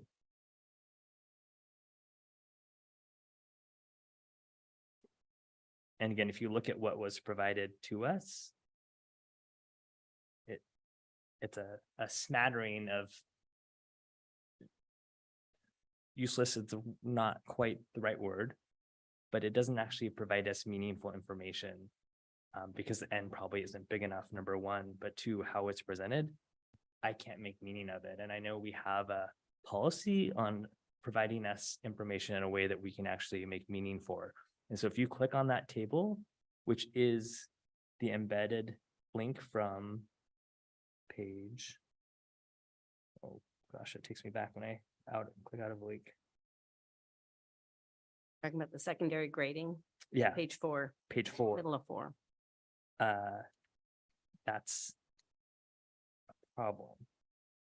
And so I don't think that the evidence provided for 3 or 4 actually can answer the question or say actually, I don't believe it's providing support for the interpretation of what the superintendent has said will be necessary to meet compliance for this.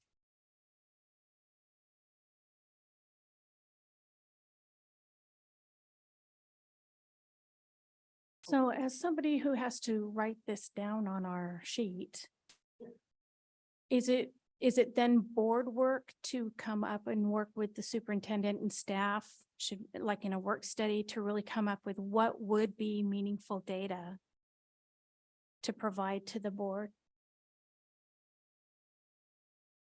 I don't think so. I mean, it's up to the superintendent to provide the data, which says like, this is the interpretation, like the interpretation is that there will be consistency across buildings. So therefore the evidence provided should show consistency across buildings.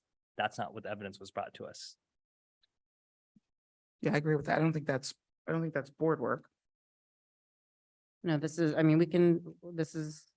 the first time we provided evidence for, I think, around 2 of an interpretation change for a reworded EL. So I take this seriously as in terms of the feedback and the discussion, and I know our team does as well. So that is our work to, continue to meet the expectations on and continue to grow this. So it's very clear, not only in terms of some of the items mentioned earlier, but also the evidence that we're working towards. I think I could have done a better job of, instead of just giving you access to the whole survey, I thought sometimes you like to dig into that stuff because there's all kinds of great content in there, but I think I could have done a better job extrapolating from that section and making it more visual, the actual homework answers to those questions from the students, so that you weren't having to dig through to see all of that, because there's a lot in there around catching their feedback around whether their homework is consistent to their peers and their volume of homework is reasonable. So I could have taken that from the full survey and probably extrapolate that better into a presentation of the data. So I can leave that as notes. And I definitely will own that part of it, and that could be cleaner.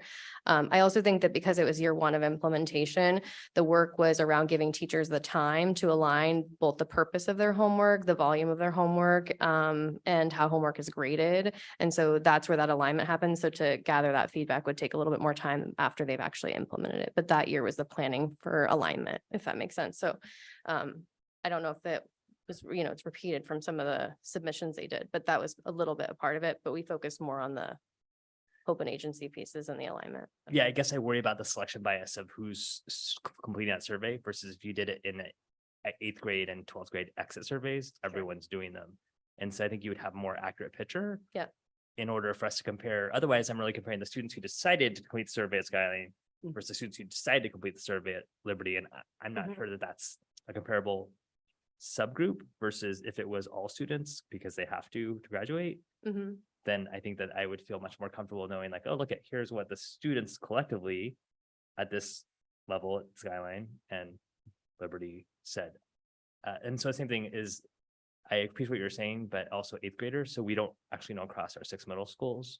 Sure. There's been no talk, like we've seen elementary, we've seen high school. There's this, 5,000 middle school students that we probably. Yeah, need to get. one thing about the survey for this year, they're on the exit survey, I have to take a look in partnership with my comms friends and stuff like that, but we are doing one end of the year survey for all of our students that we deliver during the school day to try to make sure we get robust responses. And we're following up and monitoring the responses before we get to the end of the year. So we should have good participation numbers, but it's at the end of each grade level. And I don't know if our exit survey for our 12th graders actually has some of those EL 12 questions, because so I think that we will have really robust data for 9th, 10th and 11th that has those homework and grading questions. But we could add them for 12 because that would be cumulative, but it will be a year off from that because the survey's already gone out for this year. So you do have surveys for the 9th, 10th and 11th that's asking the. That was given this year. Mhm. That was given this year. Yes. Okay, so And we had one last year, but we have one this year that's more like collective. We did some survey work this year. There's some last year, but this year is going to be the most robust because we did a really thoughtful review of how many surveys we have and trying to bring them into one to have better participation rates instead of over serving with all the different topics. So right now, so is there any surveying done that has these related questions in like the 5th and 8th grade transition? So we do pick up something there. Because that would be the other place. I'll have to get back to you on that. Okay. Right, I agree, because I don't really care if a kindergartner has homework or not, but a Yeah. I fifth see grader, that the 5th like, grade and, like you to know, know. our middle school students at a minimum, the 8th graders. Because I know we do that we do the surveys when they are moving grade levels, school levels, like.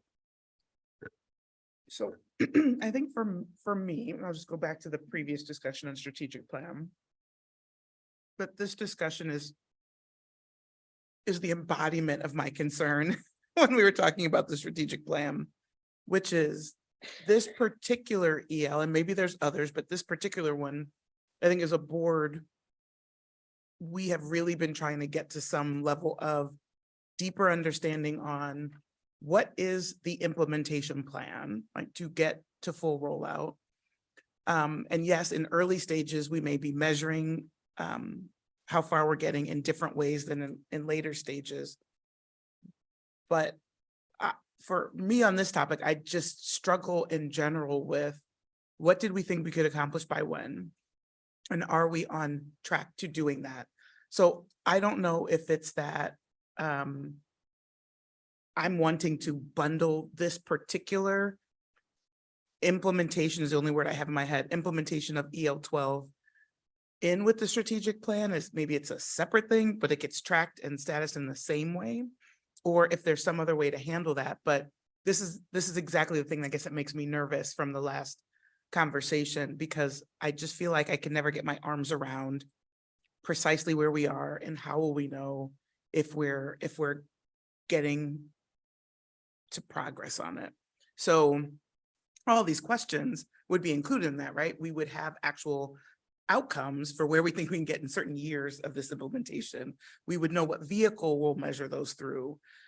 So we know how robust or not robust it is or what we can expect at that point. And so I'm not sure, Superintendent, how we get to that level of clarity, but I think we have to have this particular piece of work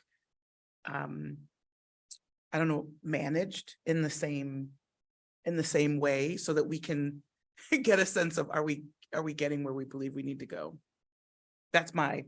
Yeah, because it doesn't feel like we've made progress in the past 18 months to me. And when we still have teachers saying, we don't really know what mastery is, and we don't know what late work means, and we don't know what should we be accepting, and we don't, and they were asking the same questions across various buildings and different meetings. So it's not like they were able to hear each other ask identical questions. But my last one is a number 8. And I specifically have had conversations with the superintendent and with Dana Bailey on number 8. And I, for months now, have asked for evidence for number 8, that our students, in particular at our high schools, Skyline is where it has come up, that if you are on an IEP, that you have an opportunity to take the electives of your choice. And I know it would be impossible, it would be onerous to try and do that for every special education student in every high school, but to choose a cohort representation, whether it's the sophomores all sophomores, because we're only talking about 30 or 40 students in a cohort, to say for their schedule, were there the singletons that prevented them in the schedule from being able to take their first choices for their elective classes? And why this is important is because when we adopted the 7-period day, it was with the vision that all students would have the opportunity for exploration, remediation, and acceleration. And if this is not occurring to where all students can do it, so the evidence that was provided here, again, doesn't actually meet what is the interpretation of our district and superintendent for the opportunity for our special education students to take those courses. And that's really, really important to me, and I think to the families that have IEPs. And so that's something that I have to see as evidence, and I know I've asked for it for months now. Director Miranda. So I think that's a good question. I think, you know, for students and families where the student is on an IEP, they have a meeting with their IEP teacher every year. They get questionnaires every year related to their students' need for services. So I don't think it would be difficult to add a survey. You know, it's easy to identify those families, to be able to ask those questions. And maybe even at the end of the year after they've gotten their selection, or at the beginning of the year when they got their class selection, to be able to have a conversation directly with them. So I think it's something that actually is not an onerous ask of those parents, and those parents are often asked questions, and I think it would be one that they would be happy to be asked. Is, you know, where, as far as this, just an overall with this schedule, how satisfactory is this schedule that your student was able to receive, and are they able to, you know, to take classes that will be engaging to them? Were they able to get the classes that they really wanted as far as electives? So I think there's some questions that could be spent, and those families are used to being asked those kind of questions, ask questions and filling out surveys. It would be nice that it was about satisfaction with their program. Which is, you'd also just say, I mean, we see the registration sheet for those 30 students, and just look at, you have to rank the classes that you want in order. And so it would really take very easy to see, like, oh, look at math, like compare the schedule they were given with what they requested. And like, are there top 1 or 2 choices there? Yes or no? I mean, so it wouldn't take very long to do that. I want to acknowledge that, yes, you have asked this question in different ways. And so we've been going back and forth on some parts of the response, and Dr. Bailey can certainly come up here and share more about where we are, but we have been going through a little bit more of a process to get some of the information in the right way. It does, you know, work with our school buildings, that kind of thing. We were looking at one particular, I think we decided at our last conversation, Dr. Gallagher, that we would look at maybe one, you know, not small cohort, but maybe one grade, that kind of thing. So it has taken us actually some time to do that. So I want to acknowledge that. And we are planning on sort of sharing that back with the full board per that request in that last conversation and parameter. So I do want to acknowledge that, yes, that has been a conversation we've been having for a couple of months, and we've had different iterations, and Dr. Bailey can certainly share a little bit more. Sure, and thank you very much. The conversations I've been having with Shreen Carver and the special education director at the high school level include this tricky part of the mental gymnastics of what are you asking for in this report that had to do with last year, and can we get to last year's data, or should we go with this year's data? And we do have an analysis of how many electives in 2 buckets to share coming to you in a board message, but there are electives that check boxes for graduation requirements, like every child needs to have an art credit, every child needs to have a CTE credit. And then there's a bucket that's maybe could be considered free electives, like truly choice, like 4 years of music or something like that. So we have that data for, and Tammy Unruh ran it for this year's students for all 4 years at all 3 comprehensive high schools. So we have a nice large sample set that will show you how many electives the students served on IEPs will have taken in this school year. And I have heard the mental gymnastics of last year and this year and 18 months that we've been asking the same question. This is very hard to be today in June reporting on work that was done in last school year at the tail end of this school year. So we hear you And we want that as well. We want to have a robust conversation about what the students with disabilities are able to take in the course of a 7-period day, how their electives show up. And in the conversation with families on the annual year about what is it that you, and their child should be there too, want to take? What is it that is in your heart and your wish for how you pursue your dreams and passions and how you fill your 7-period day? And I hear you on the question of the singletons. I think it's a fair question. Like, if there are 2 singletons that only happen once in a student day, are they lined up to where hard choices have to be made?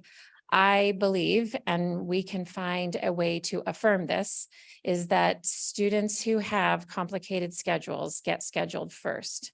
I think that would be a fair statement, that students who have complicated schedules. So say it could be true for somebody who's got running start or something else, but complicated schedules get scheduled in the process first so that they have the very best chance of getting the highest of their priorities on their schedules. And then the students who have classes where there are 4 sections of that, you know, ceramics class, whatever. So I feel confident saying that there are processes in place at all the high schools to do their best to affirm that the students with disabilities who have maybe complicated scheduling get scheduled into the system first and like hold their spot in that singleton class.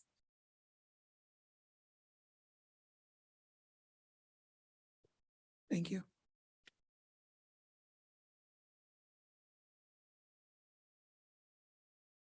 So I usually am not the one who beats a dead horse, but I have to go back to it. So how do we address, I guess, my deep need in order, I guess, to get to a more clear implementation plan around EL 12? How can we get there? I mean, that's the onus is on us as a district and on me. And so we will come back to you with some more details about that.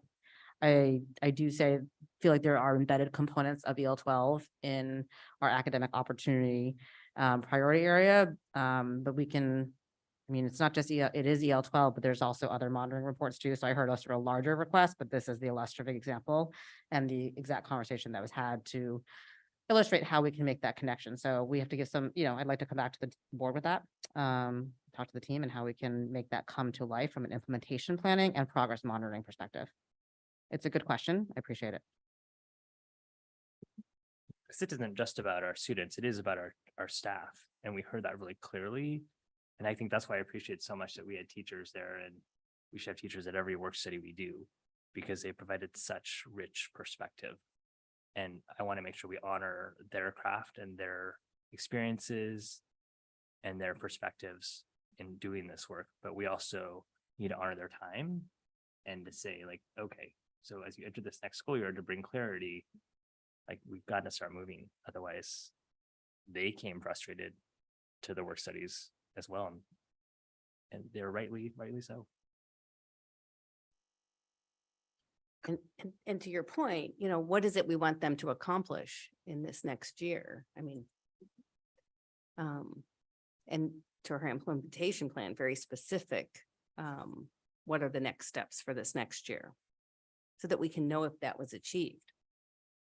Right. And if part of the complexity is that we're trying to have this conversation in the context of the monitoring, then we could just have this conversation outside of the construct of the monitoring, which is in arrears. So recognize the complexity. And after 4 years, I almost have wrapped my head around the year in arrears thing, right? Because I am always wanting to go forward. But I think, I guess from my perspective, one, how can we have it on a standalone? What do we do going forward? And the best way to do that, and I guess since I get to help calendar, we can work that out. And then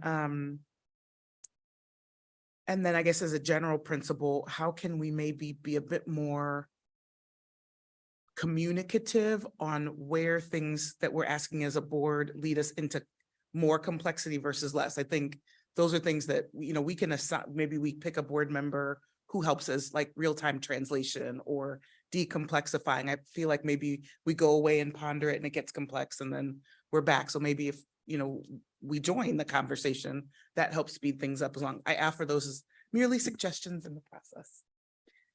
With that, we have a motion on the floor. So I'd like to move to a vote. All those in favor? Aye. Any against? Nay. Thank you. Maureen, I actually just couldn't hear you. Sorry. Aye. Okay, thank you. So 4 in favor, 1 against. Thank you. Excuse me. So next on our agenda, we have the monitoring of the current school year. Again, even make the topic tonight more complex for EL 13, which is facilities. We previously monitored the 2021-2022 school year, November 22nd of 2022. We're now going to have a discussion on the emergency monitoring that would be as of this school year, as of today's date, June 8th. Do I have a motion?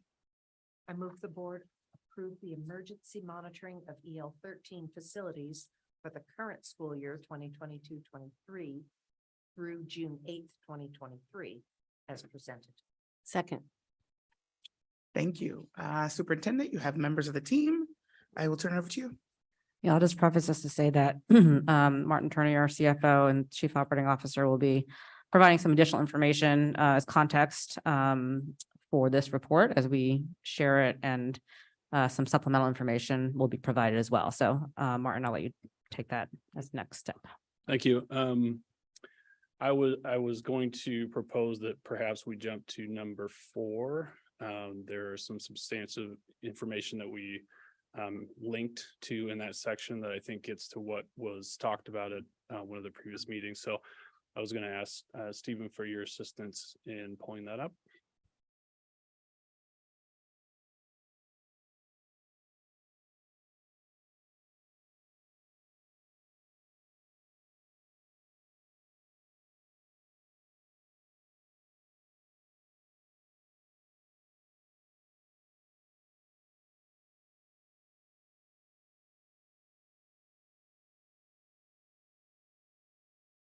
The item 4. Yeah, under item 4, there is the third bullet point. There's a link toward the bottom. It says available here. And actually, Stephen, you may need to follow the link from the document. This is the supplemental information. So while he pulls that up, maybe I'll just explain what we're looking at here. So what we've done is we have made the effort to go back and reconstruct from the initial listing of the 2018 critical repairs levy items that were approved, and create the project listing based on the original project estimates. And in addition to that, we bring forward the expended to date amounts to give a picture of where we are in those either completed projects or the projects that are in progress. And in addition to those that were not completed or had a very little initiated with them, and what the estimated remaining to completion would be for those projects. So that's now up on the screen. So the first few items there are the unhighlighted completed projects. The ones highlighted below are either in progress or were classified in previous budget status reports as future and have remaining work to do. So this was provided, I believe, by request to see where we are, status of which projects still remain. So those that are highlighted are those projects that remain, some of which are in progress and been reported on our current budget status reports, and some that have not been completed. In addition to that, if you can skip to the next document down.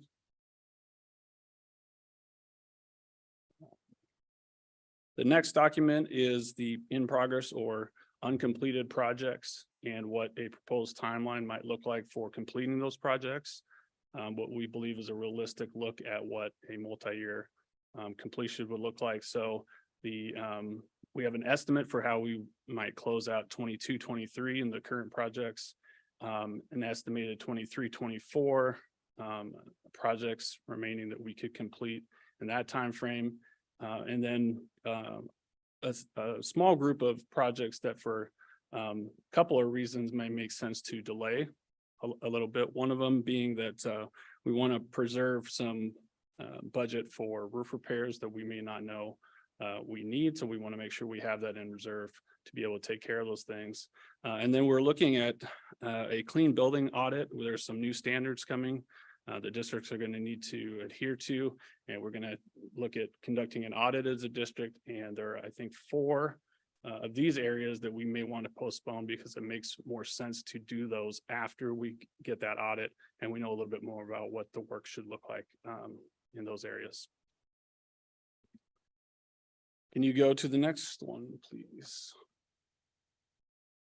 Okay, this is the current, the most recent, I should say, 2022 levy. So we did a very similar look at that. This one was a little easier because we have been tracking it this way in our budget status reports. We had already had the budgets attached. The outlook or the look of the report's a little bit different because this is how we've initiated tracking for it. So we're tracking those similarly and highlighting when we're making changes from one area to the next, and some general rationale for that. So that gives you a look at everything that was on the levy 2022 critical repairs and estimated cost of completion and the projected total. And if you go to the next one, we have a similar multi-year outlook on when we would anticipate, as of right now, estimated when the work might get done. Some of those are simply standard amounts divvied out evenly by the year because we don't necessarily know when we're going to need those things. For instance, portables or some of the other, furniture, some other things. So those are just laid out across the years. And we wanted to give you our best attempt at what that's going to look like over the course of the time frame that we intend to complete those projects. So I think maybe I'll pause there. And see if there are any questions. Can I ask just start with a basic terminology question? If any of the first couple, Sure. what does the unassigned mean? That just means that we have not assigned it a project code yet. Okay, so eventually gets a product code and it sits in the same list. Correct. Okay, These other ones had a project code initiated at some point in the past. got it. So I have a really basic question too, which is, okay, so we're talking about the 2018 levy, which is a 4-year levy, and then it's done, and then we initiate a 2022 levy. Is it, I guess I always just assumed that anything in the 2018 levy would be at least started before we went into the next levy. And maybe that's just a weird assumption on my part. Is it normal that we would have that many projects not begun in one levy and then we still go out and do another levy? Is that just common practice or? I think that I would just say that we did initiate the work on the 2022 with the anticipation that we have entered that phase and we wanted to start doing what we were intending to do. As far as the previous projects, I think some of these were, there were some decisions made to pause or not have the work started. So without that information, I can't speak to why they hadn't been initiated yet. And I guess let me throw another thing in there. Is this just a COVID fluke or is this something we do routinely? This is not something that we would do routinely. It's COVID definitely had something to do with it. And my understanding, these projects were, for a better lack of a better term, deprioritized and not brought back up to be a priority until the board pointed it out. And that is unfortunate. It is, but we will get the work done. We have a plan and. And where does that prioritization or deprioritization happen? Is That that a prioritiz- building decision or how does that? occur? No, that's between Jason's group facilities. Martin and myself will sit down and we've started that process already, ready of trying to get this work, more of this work initiated and done. And we will prioritize as needed with what we feel are the most important pressing issues to take care of.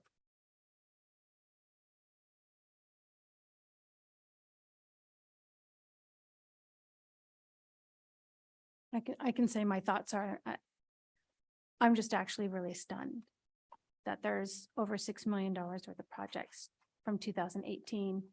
Because when I look at the list, I'm thinking, well, if in 2018 Newcastle HVAC needed to be recommissioned and it still hasn't been even assigned yet, what's it like for students and teachers and staff these last months in June? So, right, when the 2018 levy was passed, was there any type of, and I know it wouldn't have necessarily been with the committee, but anything internal that laid out the expectation of when the projects would be? Because as much as the HVAC might not have needed to be replaced in 2018, right? Because the levy was looking at over at least 4 years. But it saw that in those 4 years, it probably needed to be replaced. And now we are beyond that. So was there anything done originally after we passed that 2018 that laid out this project plan that included these? Or not really? Speculation, because I took over in 2019. There was not a specific plan. There were some of the projects going. I took over some of them and kept them moving forward. And from that point on, again, COVID hit, there was a different focus in the district. That's not an excuse, but it is a fact. And I did not pick those jobs up and push them forward like possibly I should have, but at the time, it was my understanding that they were not a priority.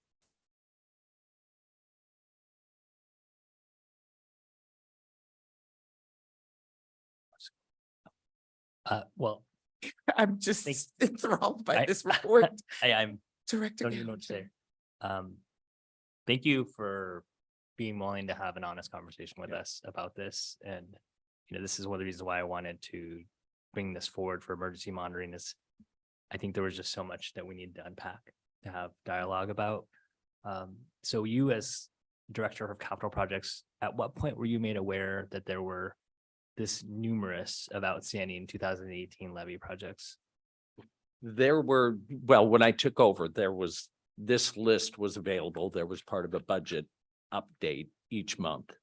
And we were in the middle of, again, trying to get Cougar Mountain, Cedar Trails, Discovery Endeavor, all those projects closed out, started up, going. And again, these projects were not put in front of me as being a priority. And it just was not there. Director Morales. So my question would be is, do you feel like there's adequate staffing in your department to do what you need to do to keep up on things? It's gonna be a push. I won't say it isn't. Well, Yeah. it's like, it's like we need to reset with a priority list of what most urgently needs to be done, whether it's, you could just say it's just the 2018 thing, but you could take a fresh look and what is it that really needs to be done? Because you actually could have things on the 2022 that are even more critical. Yes. Right, to be taken care of, but to do a holistic look across the two and create a project plan that meets the needs that are the greatest. But I think we're gonna need that visibility if, given the fact that we have 40%, like by dollar value of the 2018 levy projects that haven't been completed. And so I guess I want to also know, as we look forward for the 2022 levy, like what assurances do we have that we're not going to be here in 2028 having this conversation about the 2022 levy projects? Well, they may, because if they have limited capacity on what they can do and they're still doing 2018, that's why we need a holistic plan over the priorities and what will be accomplished over that time. I think it sounds like between all the projects in the bonds and the critical repairs, we all bit off more than we could chew. We could accomplish, and yet that didn't come forward to us to just admit that. It feels like we didn't staff appropriately for the amount of work that we had to do.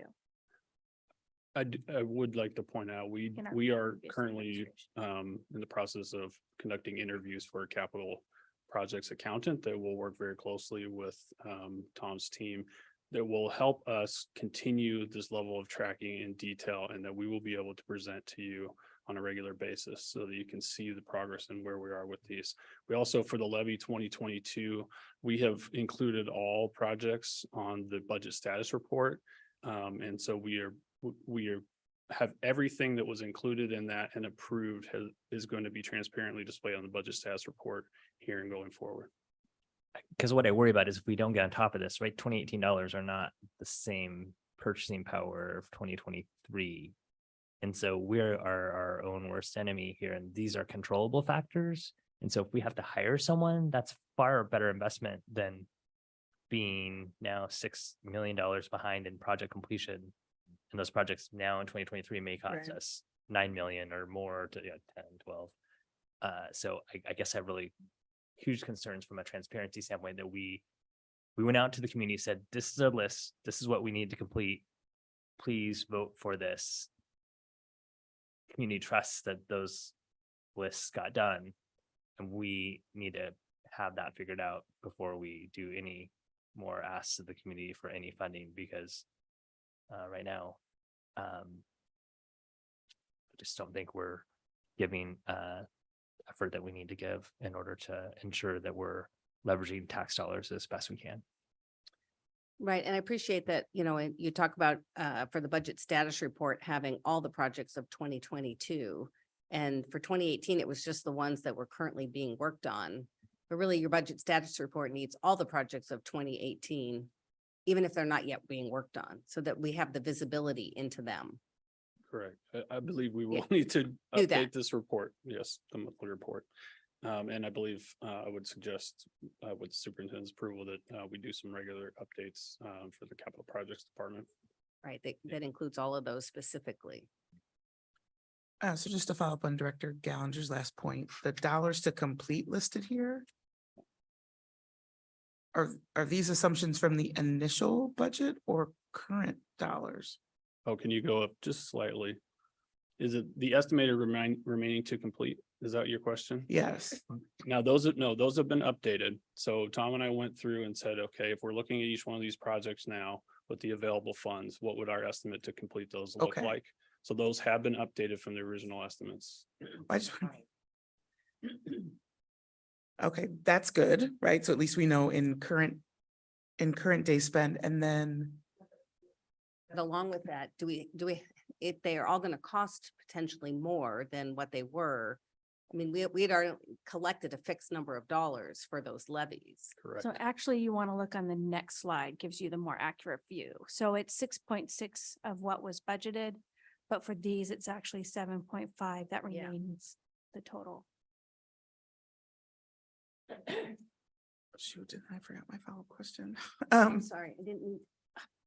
So the 7.5 also includes the expenditures we've had previously.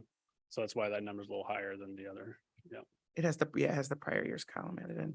I guess my question is, I understand the hiring of the additional financial person in this space, but what is the actual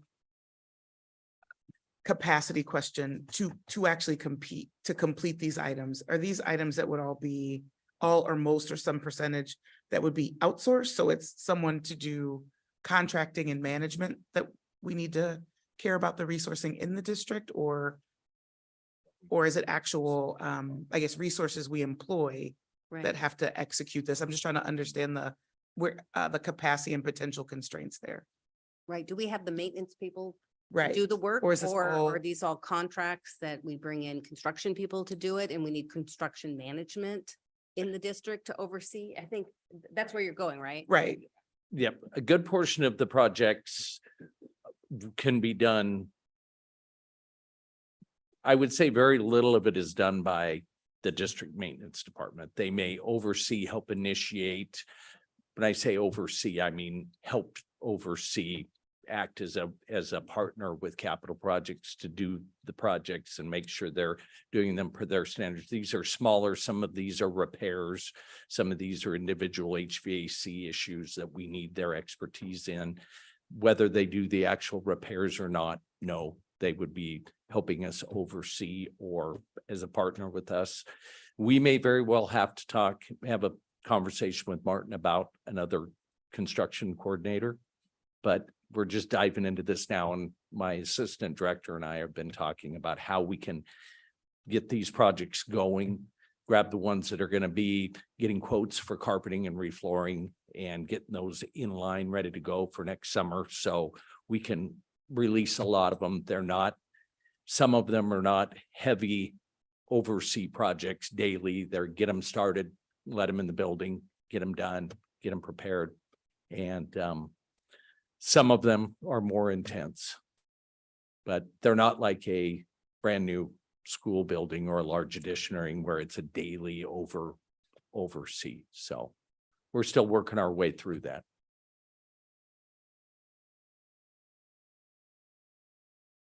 Other comments and questions? So I'll move us along to number 5. And thank you for providing this table. And it's something that I've wanted to see for years. Stephen, can you bring up the supplemental? And the one that's Oh, on our desk. The one we have on our. Wait, let me get it. Oh, sorry, because I know you print things out. I should have been clear because Oh, yeah. I don't ever print anything else. Right, where'd that And come I'm so number 5 talks about, and this is where I think about the clarity of language that gets really confusing, is when we get a change order, it says it always says that, but this would show that it's actually not. And when we look at, for instance, Cougar Mountain Middle School, which is the 5th line here, and it says the original project estimate was $74 million. The contract construction amount was $87,565,152. So right out of the box, we're out of budget. But, and I understand that's just reality. That's why there was contingency. But that wasn't communicated to the board. And what was communicated to the board is that we are in budget, on track.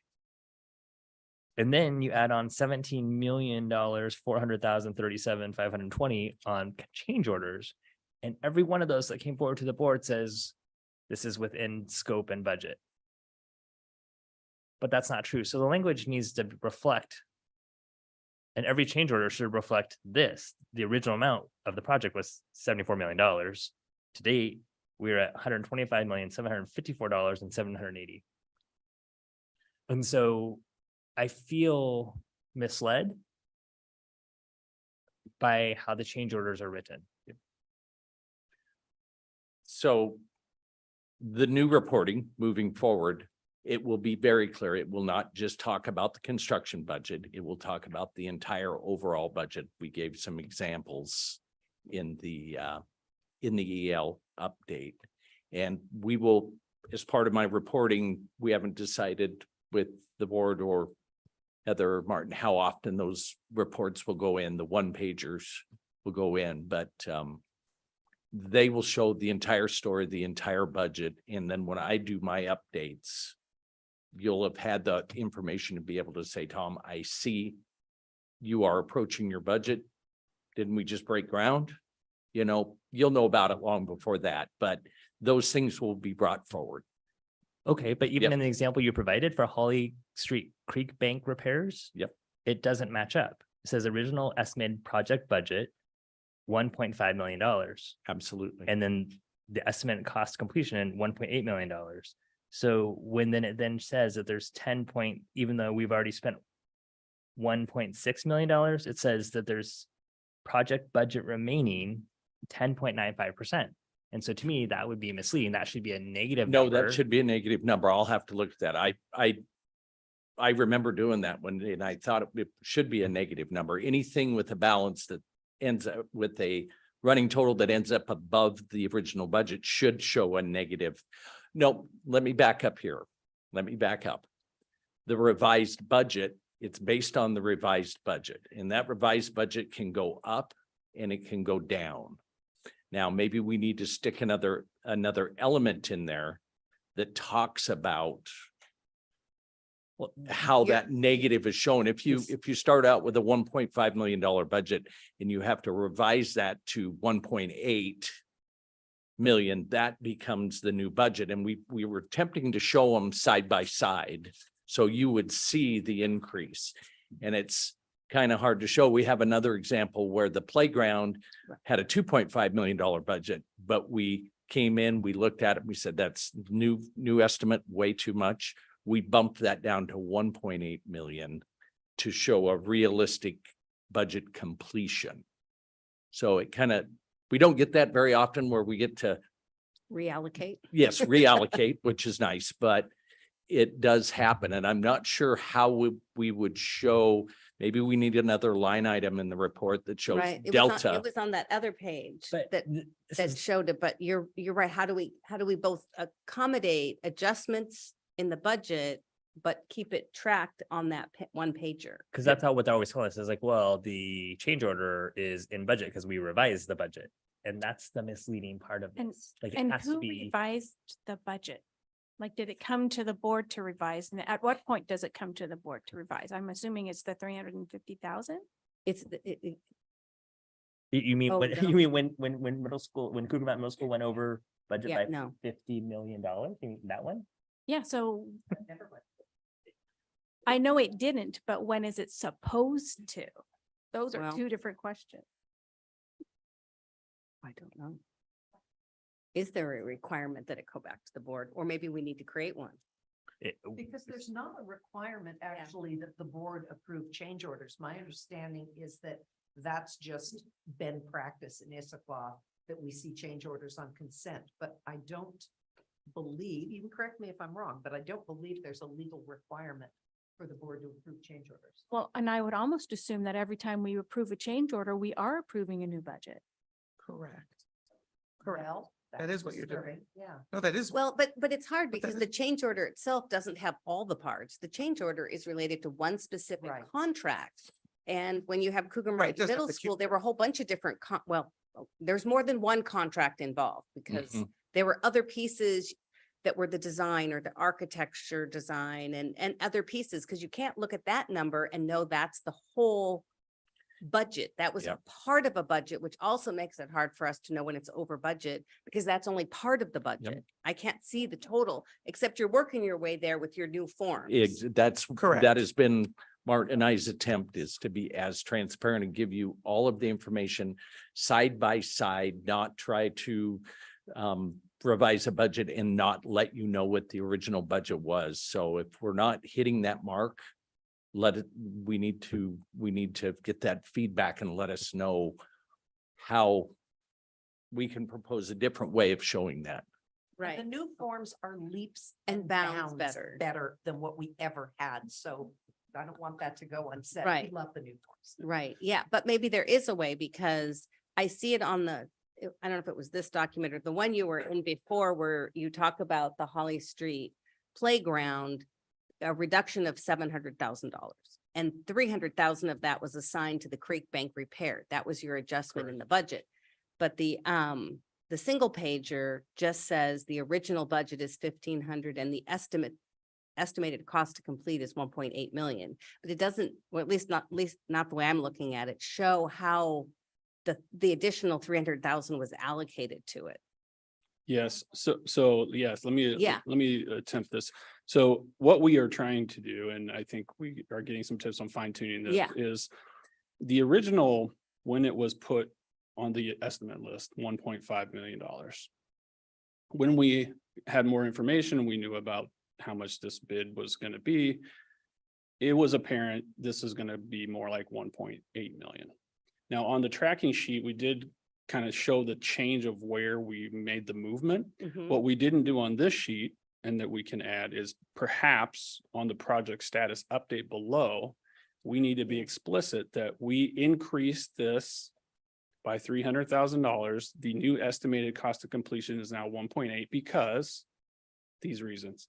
I don't know if that meets the need, but I think that's kind of for us where we were attempting to show how things have changed in the project. And I think if you could include, and it can be in the narrative, which is fine, where that 300,000 is coming from.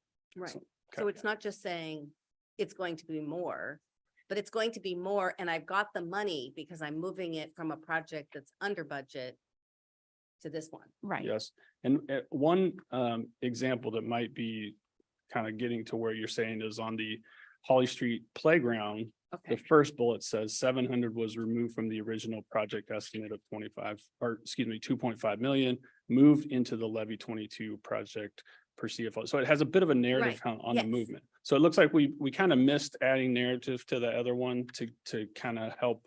to Connect the complete that dots. story. Yeah. Yeah, that would be helpful. But you even need to back up because that wasn't even part of any sort of levy project. This was like Mother Nature added this to our list. Oh, the So- food bank? Oh, yeah. Right, so that wasn't planned for, and so where did the money come from initially and where was it initially allocated from? And did you, to what the point, like, were there other projects that were put on hold in order to Right. fund this project, which is fine because it needed to get done. And so no one's gonna question that, but then it makes it hard for us to know and to complete the story on what, well, these projects didn't get done because we had no choice but to spend $1.8 million to fix erosion on Issaquah Creek. Right, and I think that's why it then goes to having a good plan of what are you doing with those 2018 levy, 2022 levies to know what's your priority list. And then I think that does come before the board, because I would consider that just a straight, I don't know that you can just deprioritize it. It ends up probably coming off the list. And that is something that would come to the board as we're repurposing, we're repurposing the, fixing the walls in the bathroom at a certain elementary school so we could pay for, the fact that a creek is running into our land.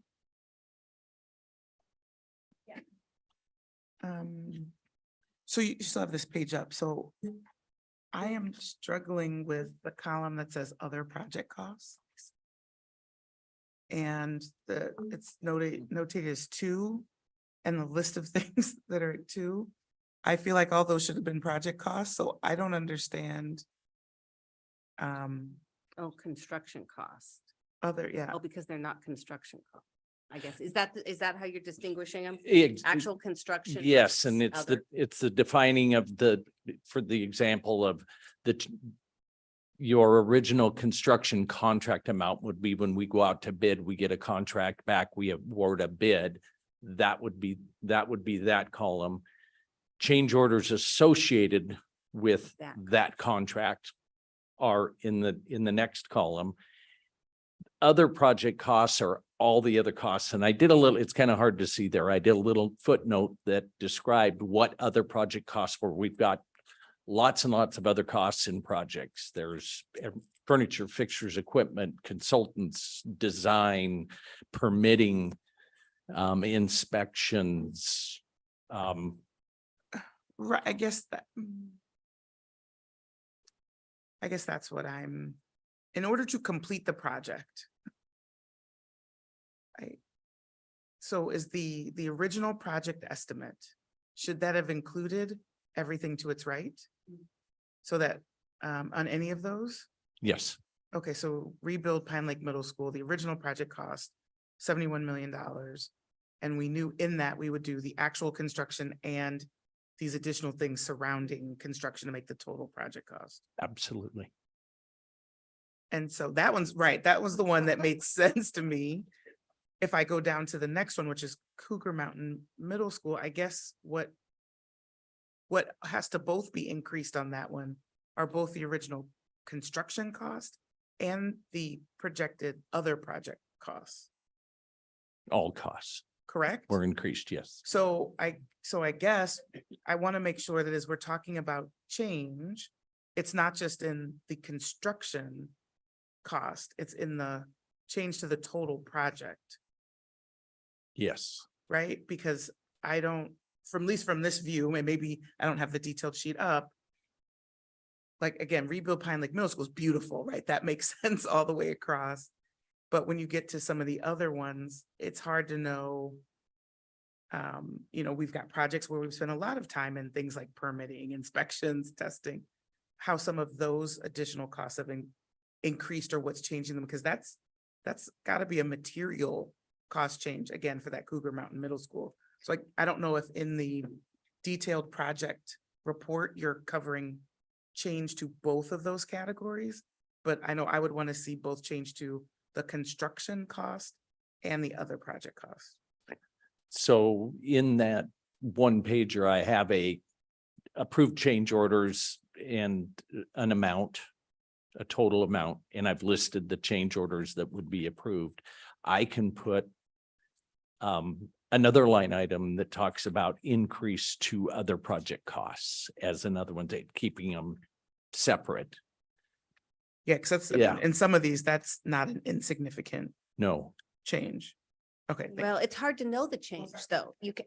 We actually can't know the change because I only can see and hear the original construction contract.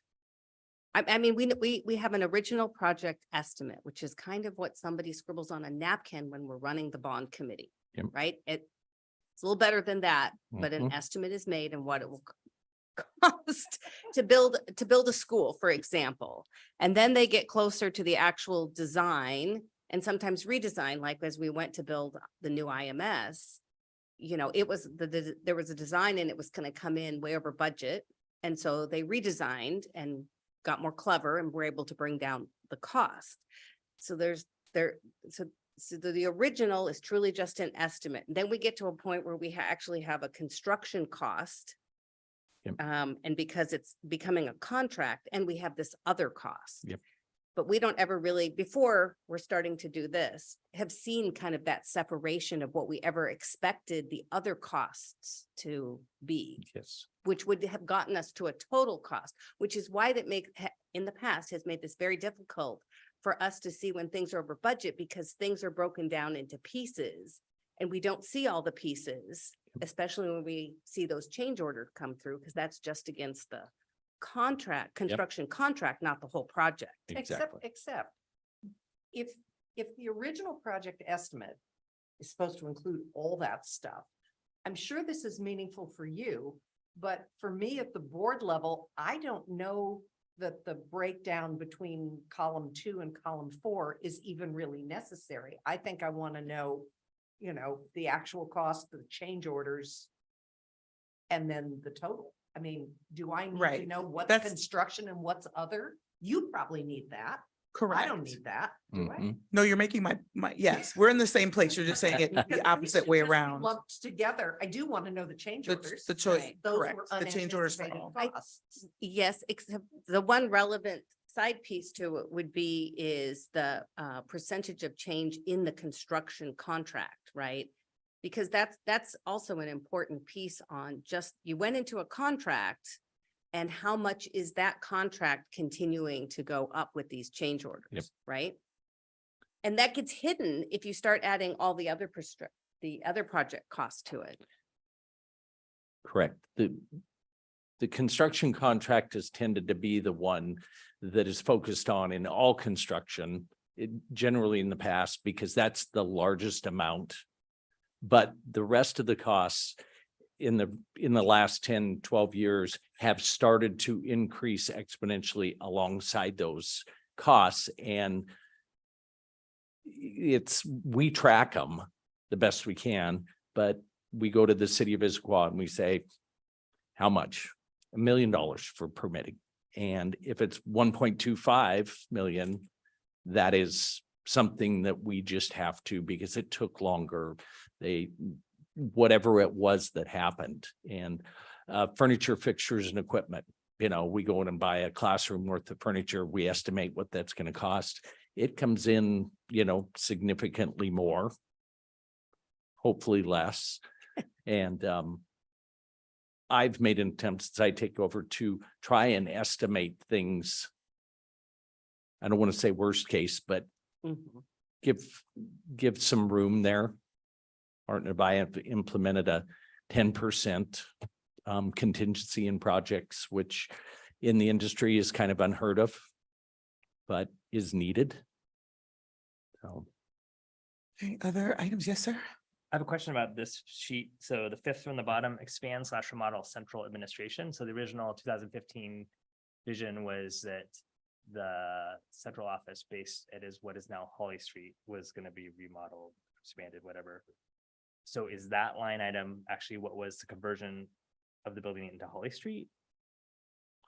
The original, I think I don't have it right in front of me, but if I remember right, that was a $7.5 million remodel expansion of the old Holly Street building. And it was decided, as I understand it, after the fact to say, let's save that site for a future school. We were looking at it very hard for a middle school.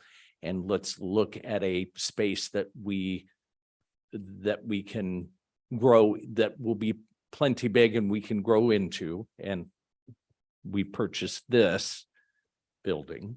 Yeah, I understand that. I Yeah, want to yeah. know what is, so then I need clarity. What is that line? Is that where it was converted to Holly Street or is that not? No.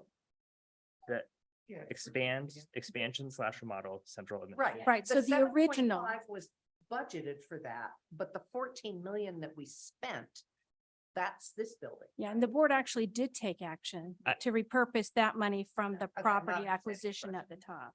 I'm asking, is that what this is or not? That's my question. Your question is where it says expand remodel central admin. What and did It was we do? estimated at 7.5 million because that's what we expected to do over at Holly Street. But then it became this other thing, which was the actual work in this building. Right, but I don't believe that that's right, because what's missing, if what I'm saying, if that's really the line that this is, it's missing the cost of the purchase of this building. I think that's up in That's the up in- property yeah. acquisition. But I need clarity. Yeah. Yep, and that's you've got a good point.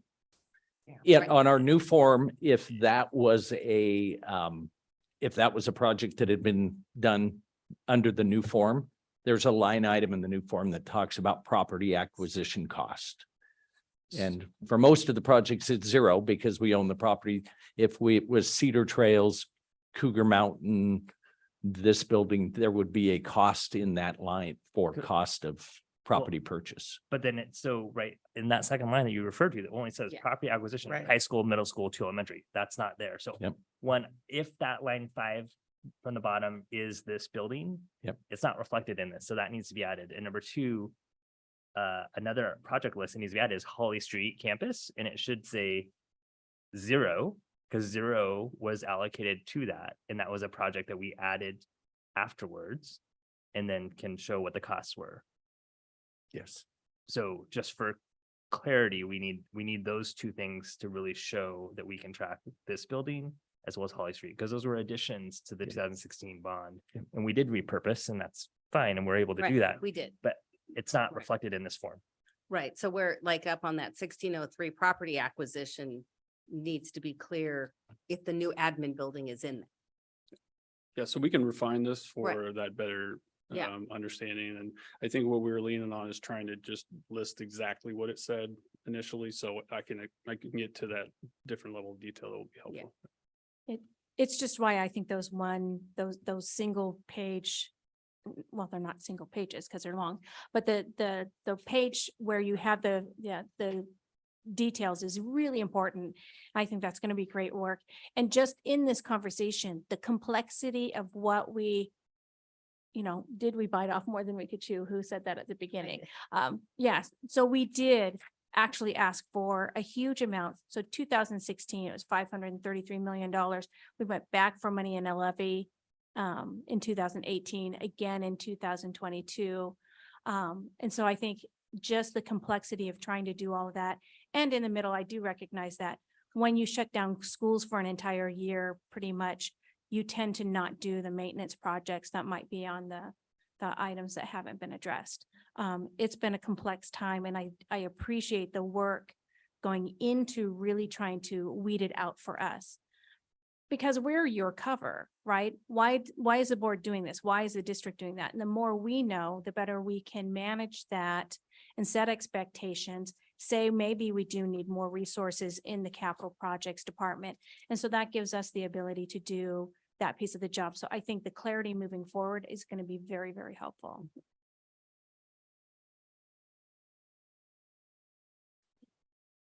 So I have a question on number 1, subpart A. So based on the whole Issaquah high school experience that we've had over the past couple meetings, are there any other fields or tracks that are beyond their life cycle in our district currently? There are not. Okay. There are Thank you. not.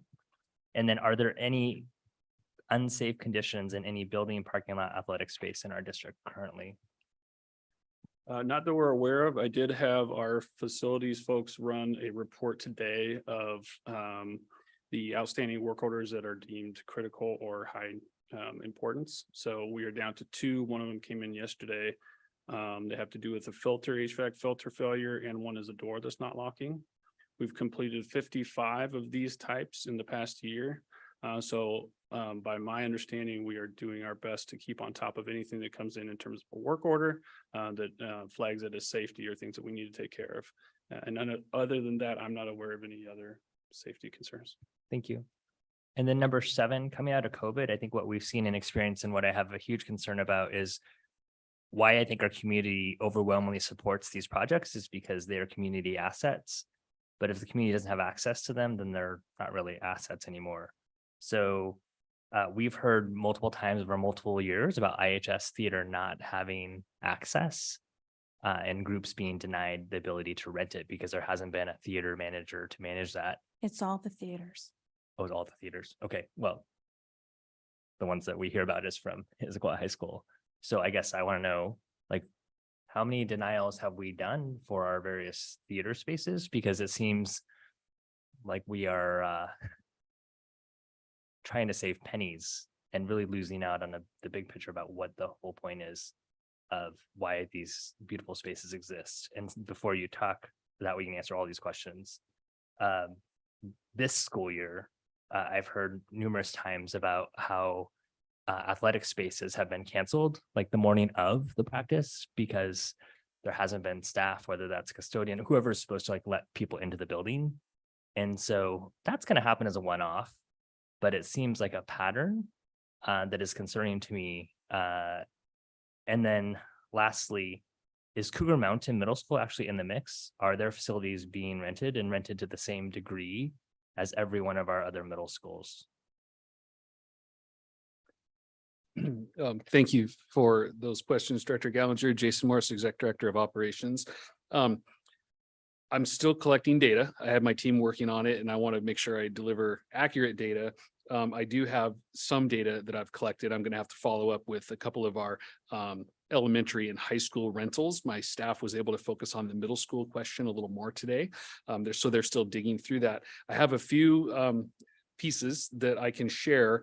So we did pull the theater rental, the number of bookings that we had from September 1 of 2016 to August 31st of 2019. So that would be basically the 3 years prior to the COVID pandemic, because obviously those numbers were not the best data to look at.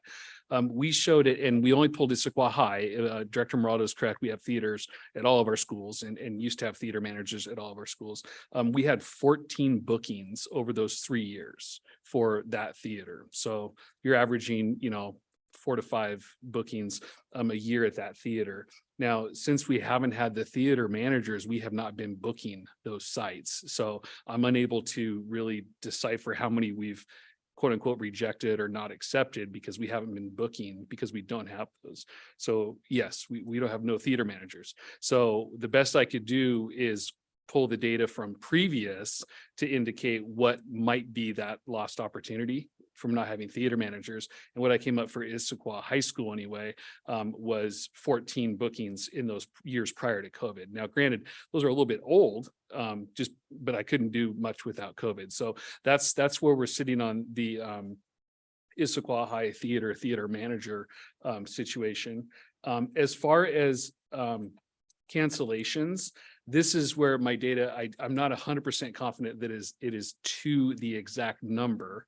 I believe we have had cancellations in the neighborhood of 15 to 20 times across all of our middle schools this school year. And I would really like to add some context to the reasoning behind that because it ties nicely into what is happening at Cougar Mountain Middle School as well.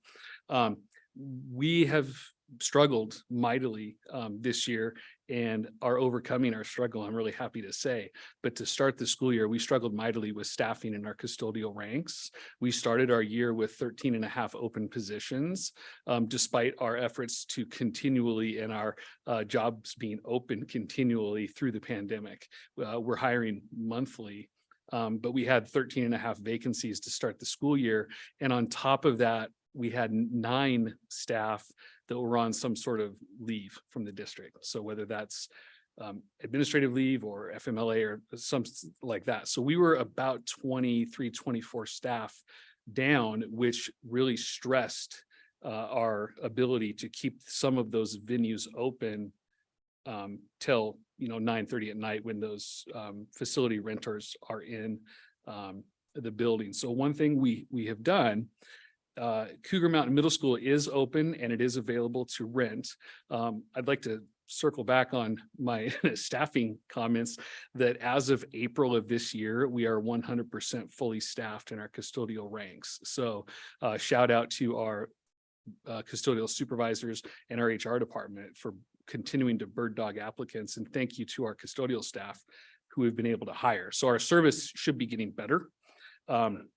At Cougar Mountain, we didn't open the gym space immediately upon that building opening, which is pretty customary because we're continuing to finish punch list and get into the school. This most recent school year, we have not rented it out near as much as we have the other schools. So an average middle school is rented out, a gym anyway, a gym space is rented out in the neighborhood of 125 to 150 times. Issaquah Middle being central, no surprise, more like 175 times ish in those numbers. Cougar Mountain is way down at 15. Now, what I want to explain is at that school, we had some very challenging staffing concerns, primarily with folks either being on leave or struggling to staff. And so we chose to, when folks called and requested Cougar Mountain Middle School, we would offer them another school because we knew that we were short staffed at Cougar and that was a hard school for us to fill. So it doesn't necessarily equate even, Stephen, of, hey, you can't have Cougar Mountain doesn't mean you don't get a gym space. It's more, hey, how about we offer you Maywood instead? Or how about we offer you IMS instead? Because we just didn't have staff to keep that going during those winter months when, sadly enough, gym space is most needed during basketball season. In speaking with our scheduler today, we're hoping that we stay fully staffed because we want to leverage that building as much as possible. It's a community resource and we want it open. So we are there now and we've been able to book it more, but gym space just isn't quite as a premium when we're outdoors for sports right now. I hope that helps. I do have some more data collection just to collect the high school piece and fully understand the elementary piece. But like I said, based on what I've collected right now, probably 15 to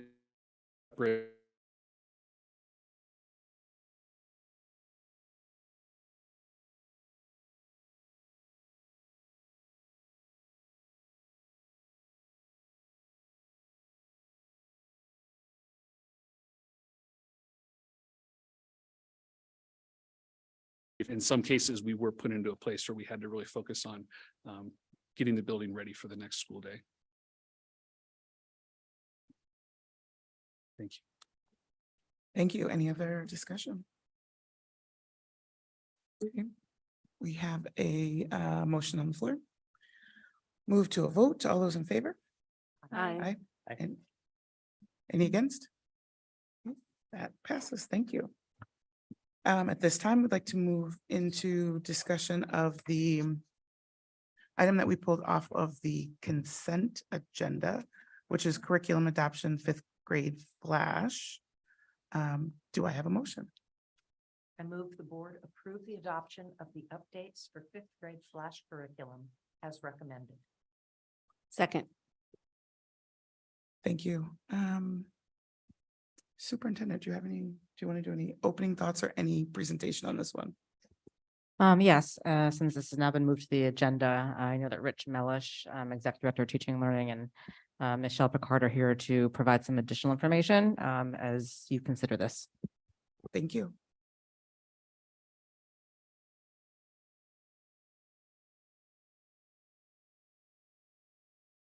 All right. Rich Mellish, Executive Director of Teaching and Learning Services. The Family Life and Sexual Health Unit taught in the spring of 5th grade, known as Flash, has been updated. Over the winter and spring of the school year, a materials selection committee comprised primarily of fifth grade teachers who annually teach the Flash curriculum, closely reviewed the changes from the previous version. Each change was examined and discussed, including discussions about how to train teachers if the updates were adopted. At the end of the review, the adoption committee recommended unanimously to adopt the updates with one exception and one modification to the directions of the Flash implementation toolkit. The exception was to train teachers per past practice to answer student questions only on content covered in the curriculum rather than any questions students ask. The modification was to move a teaching point about the use of medicine during puberty from before the changes during puberty activity to the question and answer discussion period after the activity. The primary impact of the Flash updates was to make the curriculum more inclusive of the range of lived experiences of our students during puberty. Lived experiences in this context means both how an individual personally experiences puberty and how each individual understands others' experience during puberty. The material selection team determined that these updates foster a more complete and accurate understanding about family life and sexual health in a manner that better represents the range of lived experiences of our students, especially with regard to diversity among our community's family makeup, gender identities, and sexual orientations. The updated curriculum would better align to our gender inclusive practices that are in state law, district regulation, and teacher training. The committee determined that it would be better prepare students to understand their experience during puberty and the experience of their peers, especially important as they prepare to enter middle school. Elementary Director of TLS, Michelle Picard, who co-led the material selection committee, and I are here to answer any questions you may have about the updates to the Flash curriculum or the review process. Thank you. Thank you. I want to move to public comment. I had one person signed up in the room. It was Christy Bennett. I believe she's no longer here. Are you taking online comments? If there is any on the phone, I have an online comment. please hold 1 second. If you have a comment online, if you could raise your hand. Oh Take them in gosh, order. I don't have an online hand. Okay. Right here. Where? Do we have Christy online? So I'm clapping my hand. Okay, so I assume. Where's Do we it? only have one person whose hand is raised online? One person? Okay, so we'll move to taking comments online. If you have your hand raised, I'm just going to go back and give you a little instructions. Let's start with your introduction. That will include your name and area of attendance. And all rules of public decorum of public comment apply. You'll have 2 minutes to give your comments and we will use a timer. Please go ahead. I can't read the name, so. Oh, I'm sorry. Is it the online comment? It is the online comment. Please state your name and your attendance area. And Thank you. will have 2 minutes for your comment. We will use a timer. Okay, thank you. This is Meg Morgan. I'm from the Cedar Trails District 5. And I had attended, I've also sent in a letter to all school board members and the superintendent. My husband and I were the only ones who attended the entirety of the parent meeting as well. So I felt like my concerns regarding this curriculum were shared, but the issue I had was not receiving any feedback in return. And so I had been on this evening and was glad that there was some give and take here, perhaps. I'm new to a parent role in understanding the curriculum adoption. And so I raised concerns about the quality of the curriculum that's before us. I know that there aren't many options for just in total curriculum adoption. And so I pointed out where I felt like there were some shortcomings in this adoption, not only for the general public in our school district, but as well as minority and disadvantaged populations. And I just felt like this really fell short of it. And I'm wondering where there's opportunity for feedback from the board. I didn't feel like there was much, there's some feedback from the elementary teaching and learning staff, but nothing that really answered questions. And in fact, lesson 2, the family lesson, was inaccurate, they said. It didn't actually represent what they've ever taught before and what they intended to teach this year. And so I didn't feel like the public offering was accurate. And I'd like to see something that better serves our community. Issaquah School District is incredible. And I feel like the education my personal kids have received, and students in general, is exceptional. And I'd like to see something that is done really well. And I know we don't do curriculum adoptions very often. And so with a little work, I think this could be remarkable and really make the strides that we want for our minority populations and for your comment. all students. Thank you. Thank you. And were there any other, Stephen? Okay, thank you. We'll move to board discussion. Board members, questions and or comments? Well, I guess I'll start since I'm the one that pulled it off the agenda. First is I think this one is important and I wanted to have an opportunity to share my thoughts. Second is I didn't want to blow up the entire consent agenda with a no vote for one item. So my first issue is, and most of this information is actually based on Rich's email to us with the discussion that you had, and I thought it was actually very enlightening. So my 2 issues came up from that really was the first one was not using the terms male and female and instead using different terminology. And here's some of the things I have about that. So the history of separating gender from biological sex really came out with a study or a paper by John Money, and I don't remember his co-author's name, in 1972. You really should do a deep dive on who John Money is, especially his therapy of the Reimer twins. I think that's a really interesting foundation to build all of this work on. Secondly, the general public has only more recently begun to normalize gender and sex as being different. So if you were to ask 10 years ago, gender and sex were the same thing in our lexicon. And so it's a more recent normalization to separate them. So the language being used where you're saying people with penises and people without a vagina moves away from using male and female and moves those male and female being non-biological terms. And so for me, that's not what's in the normal lexicon. And we're actually still in the process of people learning woman does not equal female, man does not equal male. And we've talked about, and it's really the kind of the normal lexicon is that at least male and female represent the biological stance.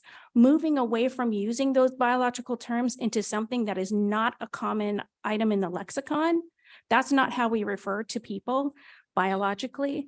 I mean, is it true? Yes, there are people with penises, there are people with vaginas, there's also things in between based on anomalies.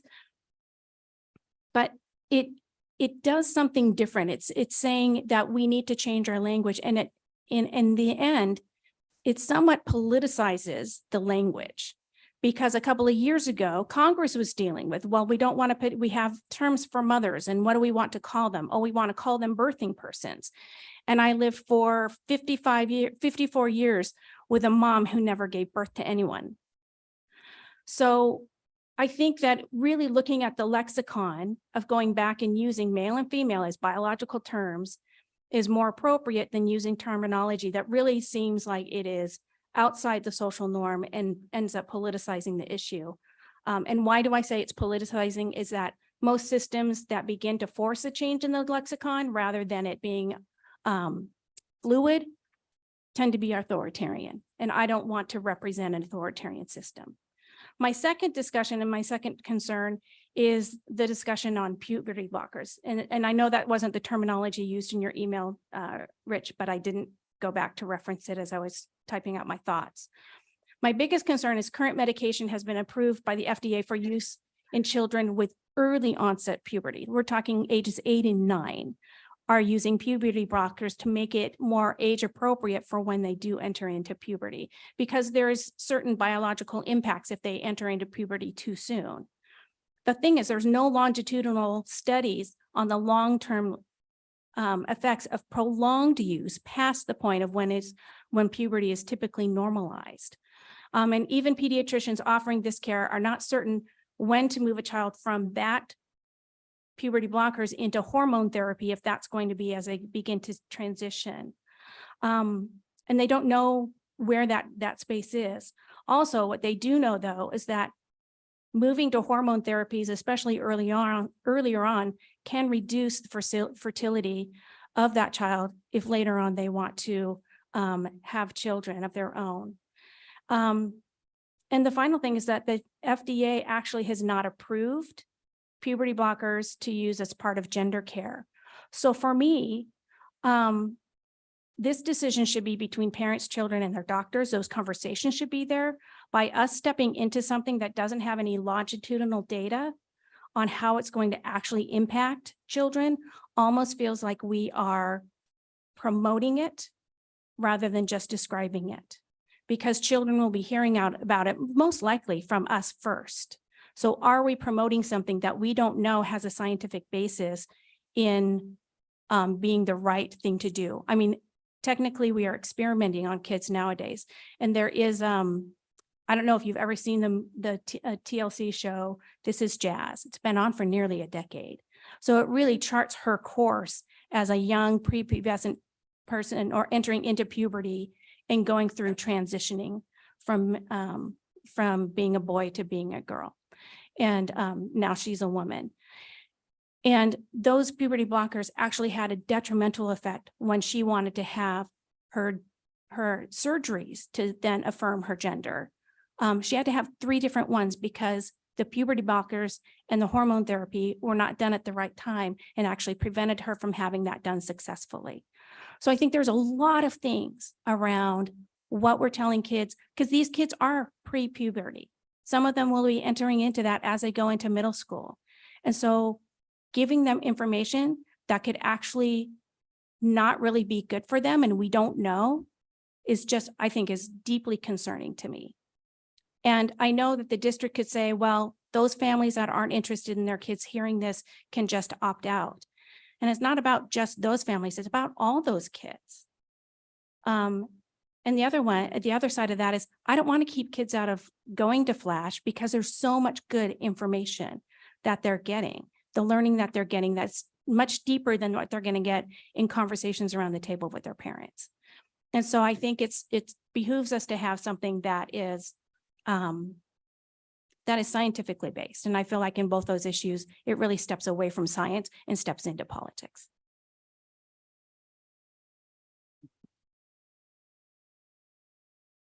Thank you. I did want to offer one clarification, and then we can see if there's any questions in there that I can address. The shift of the language in my message to you, I should have made more clear the context in that shift of language from male, female. It's in the context of the lesson where they're talking about the physiological changes that are associated with puberty. And so the idea in that lesson, as I understand it, is that they're trying to be very clear that certain changes of puberty that happen during puberty are associated with the body parts you have, not your gender identity. And so that was missing context in my summary that I gave you. So just want to make that clarification. In the other lessons, they do use gender identifiers that are more in normal day-to-day speech. And that speaks to my point, because male would be the biological term and female would be the biological term. Other comments? So just for clarity, so in the currently proposed curriculum, in 5th grade, we're talking about medications used to affect the normal biological process. Yes, I believe in my summary, I gave you the complete text that it mentions, and that's the part that we put in the discussion part of the changes that happen during puberty. Right, but I mean, that's a 5th grade topic, not a 6th grade topic. That's a That question. is all of these updates. We're only adopting the 5th grade topics right now.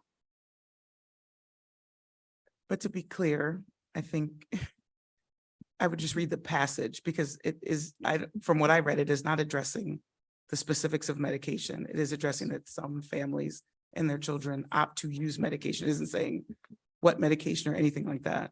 So Would you like me to read the full paragraph? I would read the paragraph.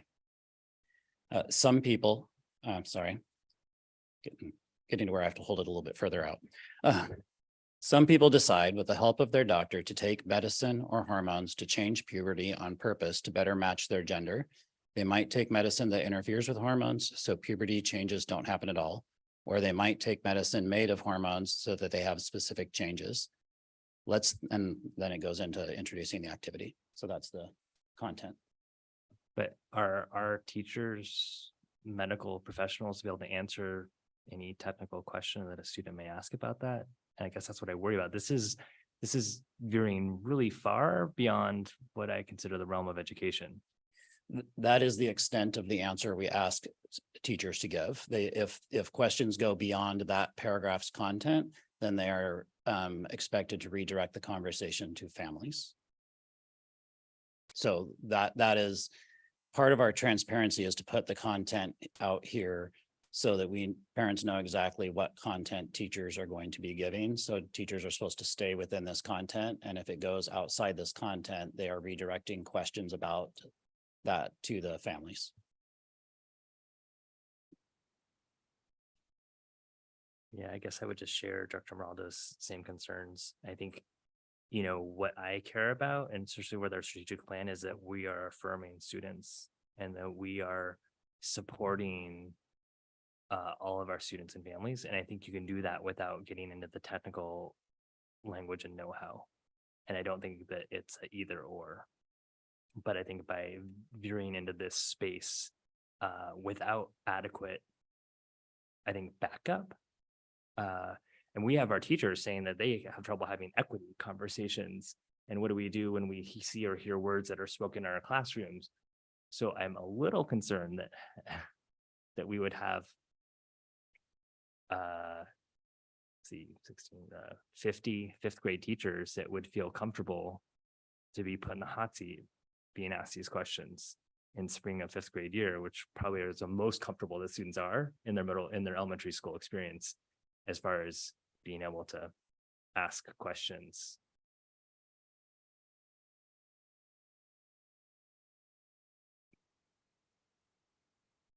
Yes, it is within the purpose of moving. This paragraph did generate a fair amount of conversation with the adoption committee. And that was the reason why they decided to move it into the discussion. And by moving it into the discussion, they're not introducing that topic, but when the question comes up, and they are saying that sometimes the question comes up, what happens for people who are wanting to change genders or are in transition or non-binary, and these changes we just talked about to the body happen, this is the text we're giving the teacher to answer that question. And if they want to take the question further, then they're directing them to the families. If we were to remove this paragraph out of the curriculum, then when that question comes up, they direct them immediately to the family without giving this paragraph's information. So that was the kind of navigation that the adoption team was trying to take with this paragraph, because they did feel that that would be the best place to support students in this. Director Moore? So to be clear, that's where I was going to go with my question. Yes. So this text, that phrase you read, is not in the direct lesson itself. It's in the Q&A. Yes, we moved it from the direct lesson into the Q&A. That was one of the modifications we made. And then is the Q&A such that the Q&A questions are like already established, like as in kind of preemptive to have the questions out there? Or is this just in case a student says, hey, what about somebody who's transgender? How does it work for them? Is that when this statement would then be read? That is an excellent question. Thank you. By moving into the Q&A, it is going to come up if a student asks a question about that aspect of students that are in transition. So no, it isn't something that is preloaded. The way the Q&A happens is, generally speaking with Flash, is that questions are submitted in writing so that the teacher can look through the questions and make sure they're appropriate, make sure that they're productive, and then he or she can follow up with students that need to have their questions directed back to the family if needed, but answer the questions that are appropriate to the lesson. Okay, thank you. If we are unsure that there's fidelity between chemistry classes, how do we ensure there's fidelity across all our elementary schools and that they stay on track with what the script says and not their own personal opinions? Yes, so we have a very tight training, and this is where I might invite you to talk about this, that they're instructed to only use the slide deck developed by the district, to only use the talking points developed by the district, and to stay to these directions. So we train the teachers very tightly on this more than any other curriculum, because we do feel like it is very sensitive matter to make sure that we are covering it with consistency. And we also know that our commitment to transparency with our community is very important in this area, so that parents should be very clear that our teachers seriously take the training to stay with the teaching points that we've provided. And if you'd like to talk more, as Michelle supports that team, that training. Sure. So all teachers are required to be trained. So any new teachers on an annual basis get trained. So every year we're scooping up brand new teachers so that they have that opportunity. If we move forward and adopt these changes, all fifth grade teachers will get retrained in this new updated curriculum. So that would happen before it's taught. And then every year when we have a parent preview session, we have our fifth grade teacher lead come before and train parents in the way, teach them, help explain to them the curriculum in the way that their students will receive it. And we make sure that they know exactly how to access all the materials. It's online, it's available for parents to preview. And then they always annually have that opportunity to opt out if they choose to. They can opt out of one lesson, they can opt out of all of the lessons. That's an opportunity for all parents. But it's different than typical curriculum because we do take it very seriously. We make it very clear to teachers that this is the script that we follow. This is the teaching point. There is no supplementing. There is no bringing in your own curriculum to add to this. This is how it is taught. We are very clear about that. So. And I want to say our teachers understand that we have a lot of parents who show up to the preview, and we make a lot of assurances at that preview that this is the content, and our teachers understand that this is not a place to enrich or supplement the curriculum. And they understand there's a lot of eyes and accountability on that because it is a strong community interest. Director Gallinger. I have a question for Michelle. How many of our 16 elementary schools have site council? Have site council? Yeah, with like basically a I parent believe all. group with principals. I believe all I 16. guess I'm concerned that there isn't enough parent understanding about what the changes are. And so if you came to me and said, hey, principals, all 16 of our principals have talked with all 16 of our site councils, and there is overwhelming majority support from, I'm not expecting unanimous for anything that we do, but that there's been that touch point of parents who are very engaged, who cross the spectrum of ages, because what a kindergarten parent is thinking about versus a fifth grade parent is very different, but they all have that awareness, that opportunity to hear that from the building leader. These are the changes that are coming. I think I'd feel more comfortable with that. I'm a little concerned that there isn't enough parent touch on this, as I'm concerned with parent touch on a lot of things. You hear me talk about that ad nauseum, I'm sure. But this one in particular, I worry that it won't come to us or the lineup of parents until the parent preview of Flash curriculum next spring. And I think that will be too late. And that will show us that we haven't done our work about that serve and return feedback. And we already have existing structure by which we could ask parents. And I don't think PTSA is the right place. But I think a site council where the principal has chosen, hey, these are parents that we know are very engaged, that are a representative cross-section, because I know you guys have done lots of training to make sure you have representation in your site council. It isn't like all the parents who look all the same, for example.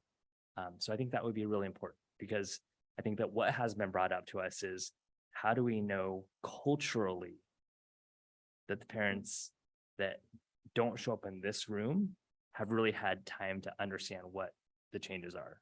And that's what my biggest concern is we only educate 55% of our students that are Caucasian.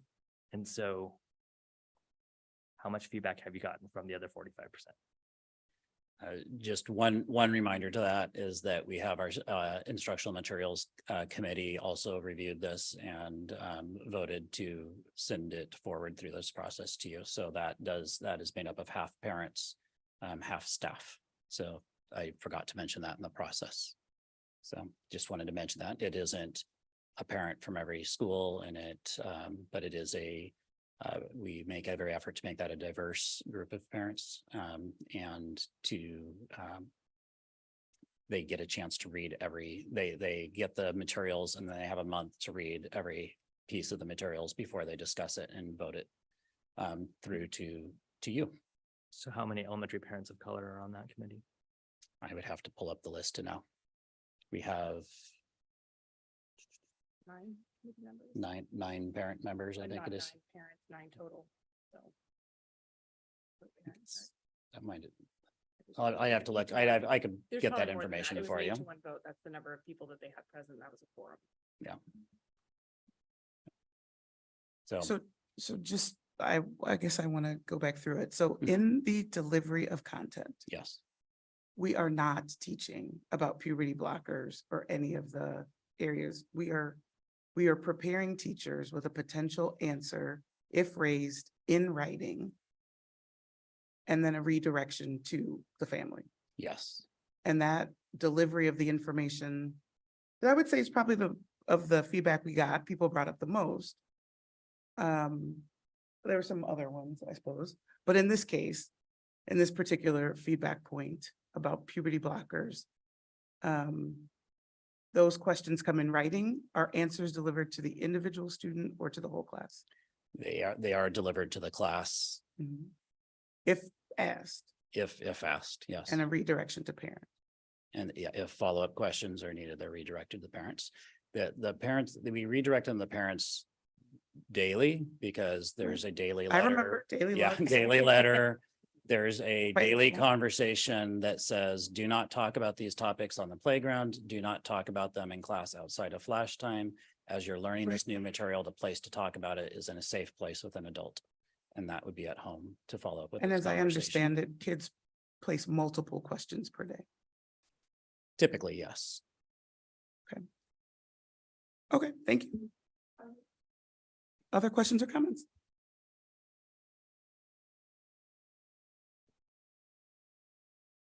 No? Okay, thank you.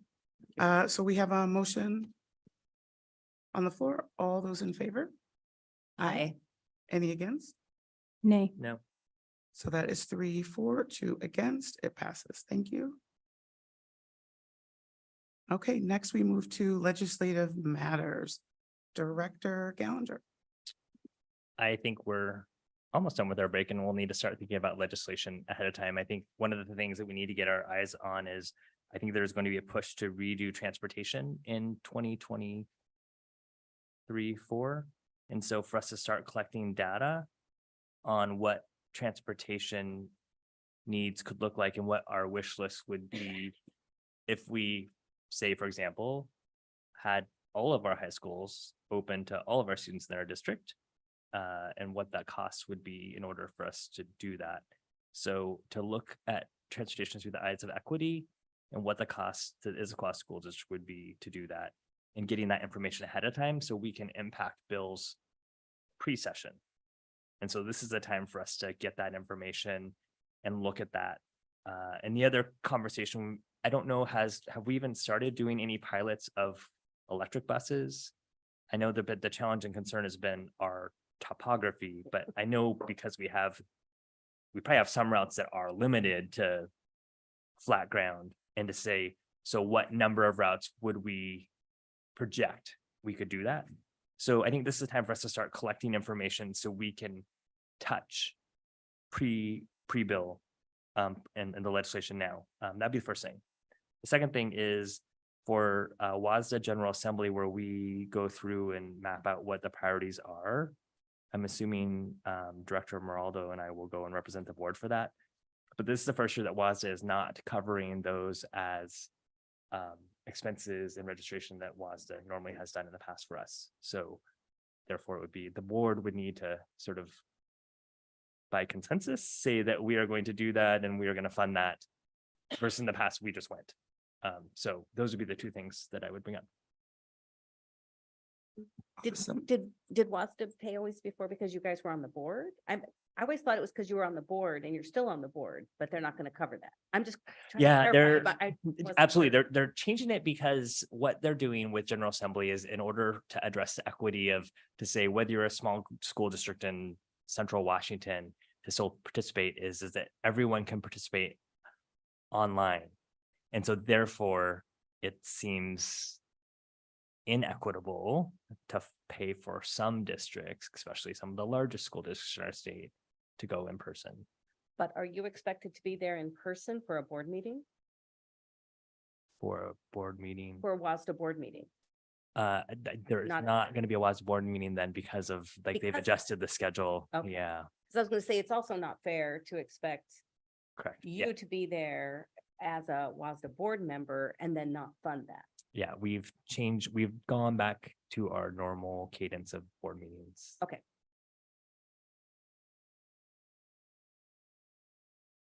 This will be the first time they've done a hybrid meeting though for General Assembly, and we've pushed really hard for that. So if this is one of those consequences, and so be it. So do we need to head nod? I was gonna Yes, say, I think head this is nod. where we Yes, you go. can go. We enjoy your representation. And so then therefore, Dan will register us. Thank you, or Bethany will. Bethany will probably help us with that as well. Any other items, legislative items to cover? Anyone else? Okay, calendaring, I have a sheet. Oh, did I skip one? Sorry. Announcements and correspondence have been attached to the agenda. Are there any additional items that the board needs to share this time? Okay, thank you. We have done that. We can move on to future calendar and future agenda topics. So we have a few reminders. So obviously we talked about graduations already. Those are coming up, and then a couple of discussions. So the first one will be for the July 13th board meeting. It is currently scheduled as a regular evening session, correct?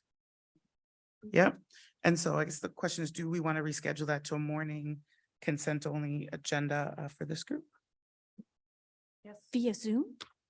Could. We could also, Who's even available for July? Because sometimes we only just have a forum. who's I have no life, so I should be here. July 13th, July 13th is what we're talking about, right? correct. I will be there. I will be here. What did you say, Sydney? I will be there. Okay. Okay, Marnie said yes. So, Yeah. Arlen, you don't I- have to. Oh, I was planning on doing it, but I can't change it to a morning meeting. So if you guys change it to a Even if we morning did it meeting, on I will Zoom? not be able to attend. Oh, I see what you're saying. Well, we would still have quorum and it's consent only. So I guess maybe that's the question, if we would like to make a motion. I can do either. Right. There's probably Is a there an preference- interest in moving it to the AM? Yeah, there's probably a preference from staff to do it in the morning. I would think from staff as well. I think it would be, yeah, easier. It's consent. just consent. I think we reserve the right to change it if something comes up and, Change it back. yeah, change it back. That's true. Okay, Okay, do you want a motion then? I would love a motion. I move the board hold the July 13th, 2023 regular board meeting at 10 a.m. Consent agenda only. Do I need to specify the Zoom? No, because No. we always have a Zoom option. Yeah. That's it. That's my whole motion. Second. All those in favor? Aye. Okay, we will move the July 13th meeting to 10 a.m. Thank you very much. The next is an EL 12, wonderful for this evening.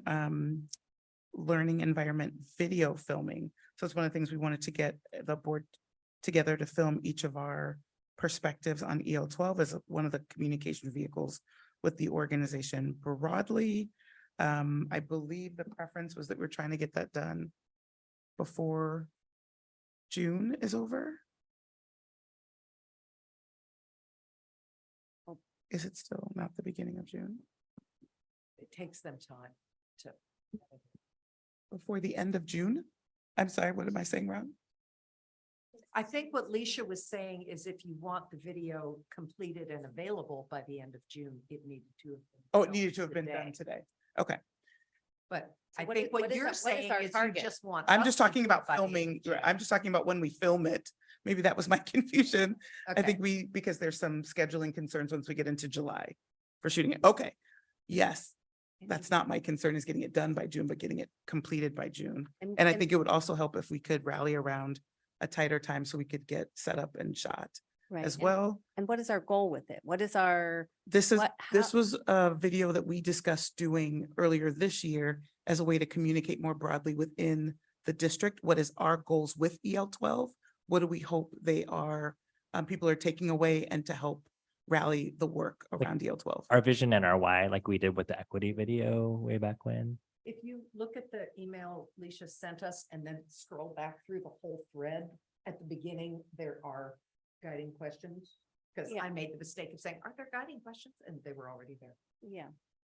Okay, but different than what we sort of did before that didn't end up producing. I what we think there wanted. was I guess some we film, I continue- think there was some, I think it is exactly what we started doing before, but there were some filming quality concerns. Oh, I So it see. didn't make, It it's on the cutting room floor, I guess. Okay, it wasn't so much our content. Oh, that's where I was going is. The how- guiding questions are different than last time, aren't they? I would hope.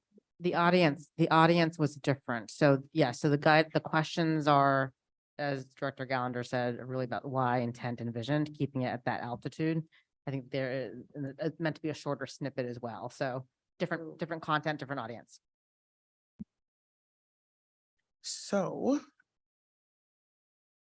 If we could do it after graduation, that would be preferred.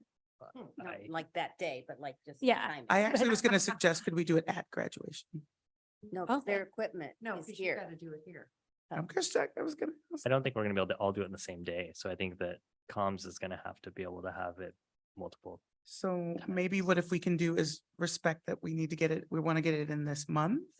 And that we each need to select possible dates. I know I did not answer the last query, so. Yes, you were the only one. Gold star. Thank you. Yeah, I- rare, yeah. When I read the email, I was like, huh. I missed the whole thing. Yes. I am happy to coordinate a date with the people who are more available, understanding that those of you Who are less who are available? less available can maybe do your own dates, but I don't want them to have to set this up 5 times. Okay, so we will commit to getting you good dates. How about you coordinate with people who are more available? Send it to Harlan and I, and we will see if we can tag on that same day, or we will figure out an additional Okay, day. so you want us to do that offline? Yes, And please. get back to you? Thank you. I can do that. You're in charge. Oh, good. And then lastly, Not lastly. not lastly, No, Because there's a Yes, we have to motion do on the monitoring. agenda. We have to do the monitoring calendar. sorry, on, She doesn't want you guys are so helpful. That's not what I'm talking. to. Okay. On this list of things I have Okay, to I just didn't mention want you to hammer for it. discussion, know. I will not, I I will know. not Hammer. gavel. The gavel is to the side. November 16th, to 18th is the WASDA annual conference in Bellevue. Registration is now open. We need to get confirmation on attendance from the board. And then, so if we could please confirm who all of the 3 of us, I guess, will be there. Harlan, Marnie? Well, actually, if Are you- they accept the class that I proposed that. Oh, you would five all of be us there. would do, then I think. All 5 would technically we register. all go. I Oh, think okay. You should go regardless of whether they accept your class or not, because you are Oh, that's true. You're still, the it's still sitting you. board member of the Issaquah Yeah. School District. And we Oh, might that's true. get It's a word of November. That's my distinction fault. and- So And- yes, for all 5, I'm hearing, all 5, yes. And yes, But we should definitely. have. And yes, we should new have, Board member boot and camp yes, we should, Yes. can we do that without names. Yes. names? I suppose we, I think- wonderful. I'm sure they must do that. Yes. It would not be the Issaquah way to not have all 5 of us there. That's correct. You taught me that 8 years ago. I'll be in. You know, I was gonna say one time, let's see, when I was first on, no, not that year, the year that Brian finished, he didn't come. And And we then, got board of the year. Yeah, that's true. He wasn't there. That's Not true. that I And he expected, wasn't I'm there just- for it. Yeah, okay, he wasn't. we're gonna stay on topic. We're almost done. And then all of our student reps, should we consider registering them? All student reps? Well, wait, not, I can't take all of them, can I? Well, that's the question being posed. One from each school? Yeah. Yeah. Okay. And then it seems you've received a scholarship. This is where WASDA is covering our. Yeah. Oh, our- okay. And so I forwarded Right. that email on to Dan already to register because we're doing it in a different And way. I have one that I haven't forwarded, apparently. Okay, so So really, you're just, So it yeah, is where that's- still the local district is taking care of the registration, but via registration code. I think they're just trying to make it more similar for. I know. okay, thank Yeah. you for those discussion items. And yes, we also And also another forwarded reminder that, that Diane. there is a meeting tomorrow at 1. there is a meeting tomorrow at 1, yes. Feel free to session. bring food. If you're hungry. Okay, so next on the agenda is our review and approval of the monitoring calendar for 23-24. Do I have a motion? I move. The I- board- Sorry, hold on. Oh, Can I share one thing about the calendar? So what we, this year on the proposed calendar for next year. Oh, sorry. We're I'm almost, sorry. everybody's, It's getting late. I just cut out of step. I Sorry. promise. Go, me? now? Yes. Okay. I move the board adopt the policy governance monitoring calendar for 2023-24 school year as presented. Second. Thank you. Any commentary, Superintendent? Yes, I was making sure I had sufficient wait time in case I made a mistake on being out of sequence. The main difference here I wanted to just name for the board is the consolidation of academics, parts 1 and 2. There's 2 reasons for that. One is January 11th is the posting and preparation for that happens literally like the week we get back, which is a short week from many of the holiday winter breaks. But also sometimes there's that connection that the board has to both parts. So it is literally just a proposal to say, would you prefer to talk about them together because it's quite meaty? Or would you prefer to talk about it separately, which then, we can of course plan for that. I just wanted to note that there was a practical reason, but also a substantive one as well. Yeah, because I was gonna say, I think we used to do like a work, oh, I see. I looked at last year's. We did the work study in December and then did part 1 and 2. Right. I don't know, that's- I Yeah. I won't be the one monitoring those, but I always thought those sometimes were quite long and meaty, so. When think when I that's why. first started on the board, it was just one night, and that was when we would have midnight Right. meetings. It was the only time we had midnight meetings was E2. And I think that's what drove the splitting of it. I agree with you, there's a lot of crossover.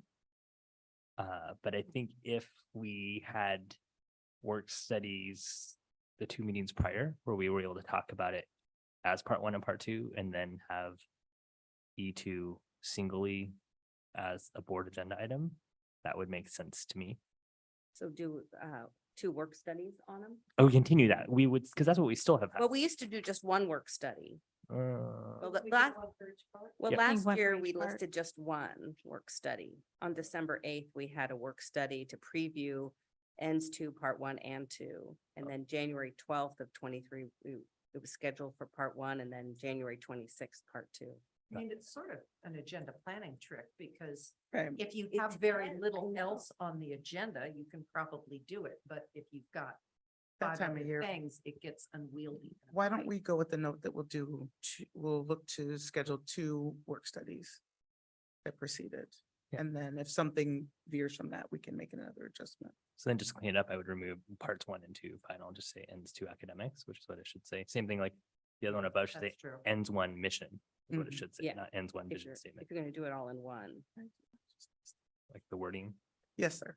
But I do believe that I would recommend that ends 1 vision be moved down to the summer. Yeah, I wondered that too. So, There was a I don't think reason- we're ready to do it reason. quite now. Yeah. So I think it should be monitored. Probably more likely. maybe the June 13th meeting. Isn't ends one the mission, not the vision? That's what I just said. Yeah. No, I'm No, no, not, no, I'm no. looking Vision. at the thing and it's, That's why I said it. You should- just said that. okay, Yeah, I'm sorry. There's a, there, I'm used to yeah. being tuned out by. Yeah. So, Tuning you out, it's just, there's a lot going on and, Right. Yeah, I agree. It should be later in the year. yeah. so my recommendation is that it move down below. I think the conversation we're having when we were talking about agenda planning was how do we ensure we're having a conversation early enough in the year that is setting the tone for what we want to see in all of these additional monitoring reports. Right, but it will be that way starting going forward. I don't think. we're- Oh, so this is a yeah, first year I don't think we're item. ready to do that right now. I think it would be premature because you're gonna, Yeah. you won't even have pulled your baseline data yet. So what will we talk about? Fair point. So we make a note to read it later, year one, switch it year two. Right, exactly. I That's think we'll fair. get to the That's fair. point where the point, the intention is we'll lead off with it, but Yep. it would be unfair to be like, okay, so Heather, we want you to lead off with a completely done plan. That's right. With all the Yeah. baseline Okay. data. I don't think That's that's fair. realistic. Right, but. So but I'm we- thinking, I'm thinking the March timeframe might be better, because especially if we're gonna ask Yeah. her to then do it in the fall, that you have 2 meetings in 1 month, which is nice, so, because it can get really interrupted between Yeah. February and April. And we can have a work study on the first one and then to really take a look at it, the second one. And I'm sure we might have work studies on it along the way. Well, yeah, and as that's what well. I was gonna suggest. It's almost like you needed to preview where you're headed earlier in the year. Right. Which that's what work Right. studies can do, but I don't think we Right. need to formally That's fair. monitor. Right, I'm not suggesting a monitoring, Mm. whether you wanted to put a note in here, Yeah. early preview to remind us Yeah. of it, would have been where I was going. Yeah. But Yeah.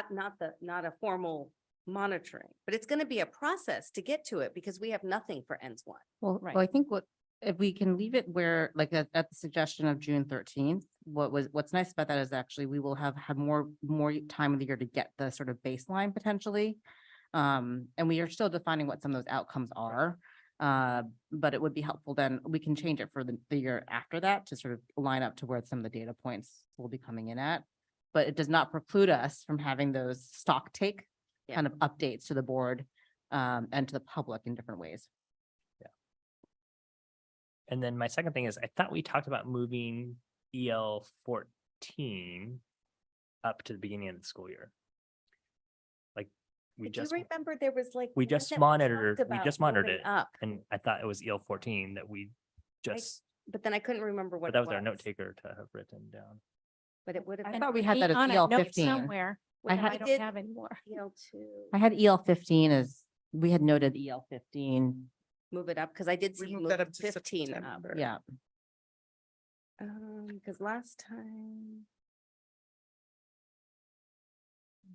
We did 15. Oh, yeah, we just did 15 on 511. and 15 was because of the 1-to-1, although 1-to-1 did show up and digital components in both. So now I could be mixing the two up because Oh, of that, here. but No, you're right. I have in my notes for EL 15, it was asked if this EL could be monitored in September, so the past year is fresh in our minds. So on Yeah, that so that score, was- you're right. Yeah. You did that.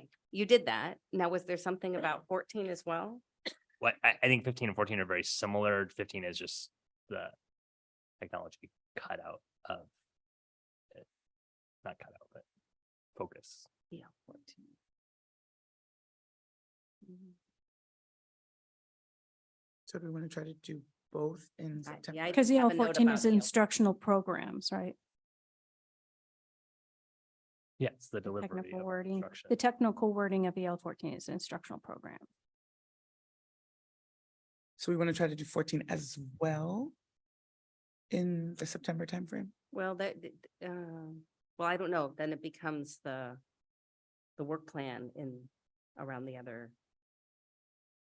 But that'd be okay if you did the 14th example, because you're moving ends one out. Yeah, you would be moving that out and you on September 14 just has EL 7 superintendent succession and that's on consent. Right.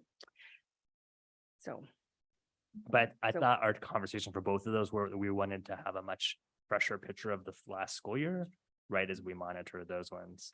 I don't know, that, I would say if you're open to moving EL 14 to September 14th, I'm not gonna get Yeah. confused with dates Yeah. and numbers. EL 14 to September 14th. Then I would also want to potentially move EL2, separate EL2 and ENS4, because those are some meaty ones as well. And then slot oh, in yeah, EL2 potentially to March 26th, where EL 14 was. okay, So that then we level the calendar out a little bit. yeah, that makes sense. And then I have two. One is EL 13, which is, I don't know, I lost it. Somebody, November 9th, we should take it off consent because of EL EL 13 facilities, given the conversation we just had. And I know we'll have other updates, but at a minimum, I think we should remove the words on consent. And then, unless anybody objects, but that would be my suggestion. And then the other one is, we had talked about when we were doing the budget development guidelines, that we really need to slot it in so that it's clear when we're aiming. And I realize there are always some adjustments. I mean, this is not such a rigid thing, but I think we should have it noted on here, like we note other things like finalized monitoring calendar and, SOUP's evaluation and contract. And normally we've done it in the early, January to early February. It's varied over the 2 January meetings or the February meeting. But I propose we actually explicitly put it on some date. Like maybe I January. think January would be better than February. Yeah, like January 25th. Or I take feedback on where, but I feel like Yeah. it needs to be written down on this piece of paper. Well, because we already approved a new budget development guideline with new language, which had dates in it. So I would ask our superintendent what date that should go in, because that was what we did in February is approve new language, which I'm pretty sure had no later than X. We have a no later than X. So that to me would be then, so we would, this is a policy governance calendar with ELs and Ms. So we'd have to we can actually start making a third column. I think it's very good to have everything holistically for the public and the board and us to know where we're having topics. So we can adjust that to add that column, which would also help with agenda planning as a baseline. I mean, like have ELs, Ns and other, Yeah. and move some of these other things that are Yeah. mixed in, because we have Yes. things in here, they're not Ns, Yeah, but this they're is- in here. This is what I was noticing, because I think actually I know. it would behoove us, it helps us and it helps you and it helps the public know what to expect. So we could slot in based on that information, another category, another column rather. Mhm. Right, and if we look at the prior budget development guidelines where we did it, but I don't know if it's just because of where we were when we got there. And so the critical steps and target date had the adoption of the budget development guidelines in the first February meeting. But I think, No later than. Just looking at the edits. yeah, That's why it was a no. Yeah. That's why I want Heather to weigh in on when does she want it? Basically, Right. no later than. Dr. Morales. Well, some of this conversation is making me think around whether or not we want to actually incorporate our budget guidelines as either a GP or an OGP or is there a place within our policies that we can actually incorporate it so that any type of monitoring, because the other things that are being monitored that are outside our BSL 5 and really the superintendent evaluation is a culmination of all of the ends and executive limitation monitoring. So if the budget guidelines were somewhere within that, it would be justified that it would be on here because this is kind of our policy. it is. And I mean, I think when we go to look at policy next, we need to update GP4 and GP3 to add, like for GP3 agenda planning, we talk about other things, but we should schedule the adoption of the budget development guidelines. And, even in GP3 where it talks about, the job description, that one of the things could be make sure we develop and adopt the district budget development guidelines, because we were realizing as we were looking at this, there's really nothing that tells us we're supposed to do this. Right? But we do, but we should formalize why we do it. I agree. Sounds like I heard 2 volunteers about that. Okay. Yay. Is that what you heard? I heard 2 volunteers. I absolutely heard that. Sure. I really appreciate that, stepping in and helping us get that straightened out. You're I'm sorry, fantastic. who were your 2 volunteers? I think Marnie and I, Oh, because I said what I wanted changed, but just as a concept, but yeah, okay. Suzanne was like, was that But me? then, Suzanne's like, was I number 2 and I didn't know about it? yeah, I didn't actually say anything, so I was sort of surprised how I got sucked into that, but okay, fine. No, it's good. but now that we've said all these things, I We would, want to bring this back. I would I actually was- propose we remove the motion and let you fix it and make clean Perfect. everything we've said See, instead of that try to That's amend what it. I was Okay, going to say. go ahead. Do I withdraw it or table it? No, withdraw Marnie? it. I would You withdraw could, you could withdraw it. Yeah. Okay, I think. I withdraw that motion. And I approve because I'm the Oh, second. because you were the second. Yeah. Okay. So I agree. I concur. Yeah, no, I was going to suggest that. you speak Yeah. into it. But I think we'll end up in a much better place. And Because this there was is no the- way I was going to remember Right. all those amendments. Yeah, this will be in a much better place, and it'll be clean. We've had a good discussion about it. For the record, the budget development guidelines are by the no later than the first meeting in February. So, Right. Yeah. Yeah, Right. right. But we need to put it on the calendar. I really want it on the calendar. By that, you know, but you could put it earlier if you wanted it. And then you have room to, if it gets pushed out. Or to make updates. Yeah, So put it at the end of that's January. what I would do is the second January there's- one, and then so that that gives if you something happens flexibility. in- I put it at 125 in mine. Right. In a separate column Yeah, for other, I like and it. then you two will look into GP or OGP or how to memorialize it. Yeah. Thank you for that. Any further topics for the evening? About that, we are adjourned.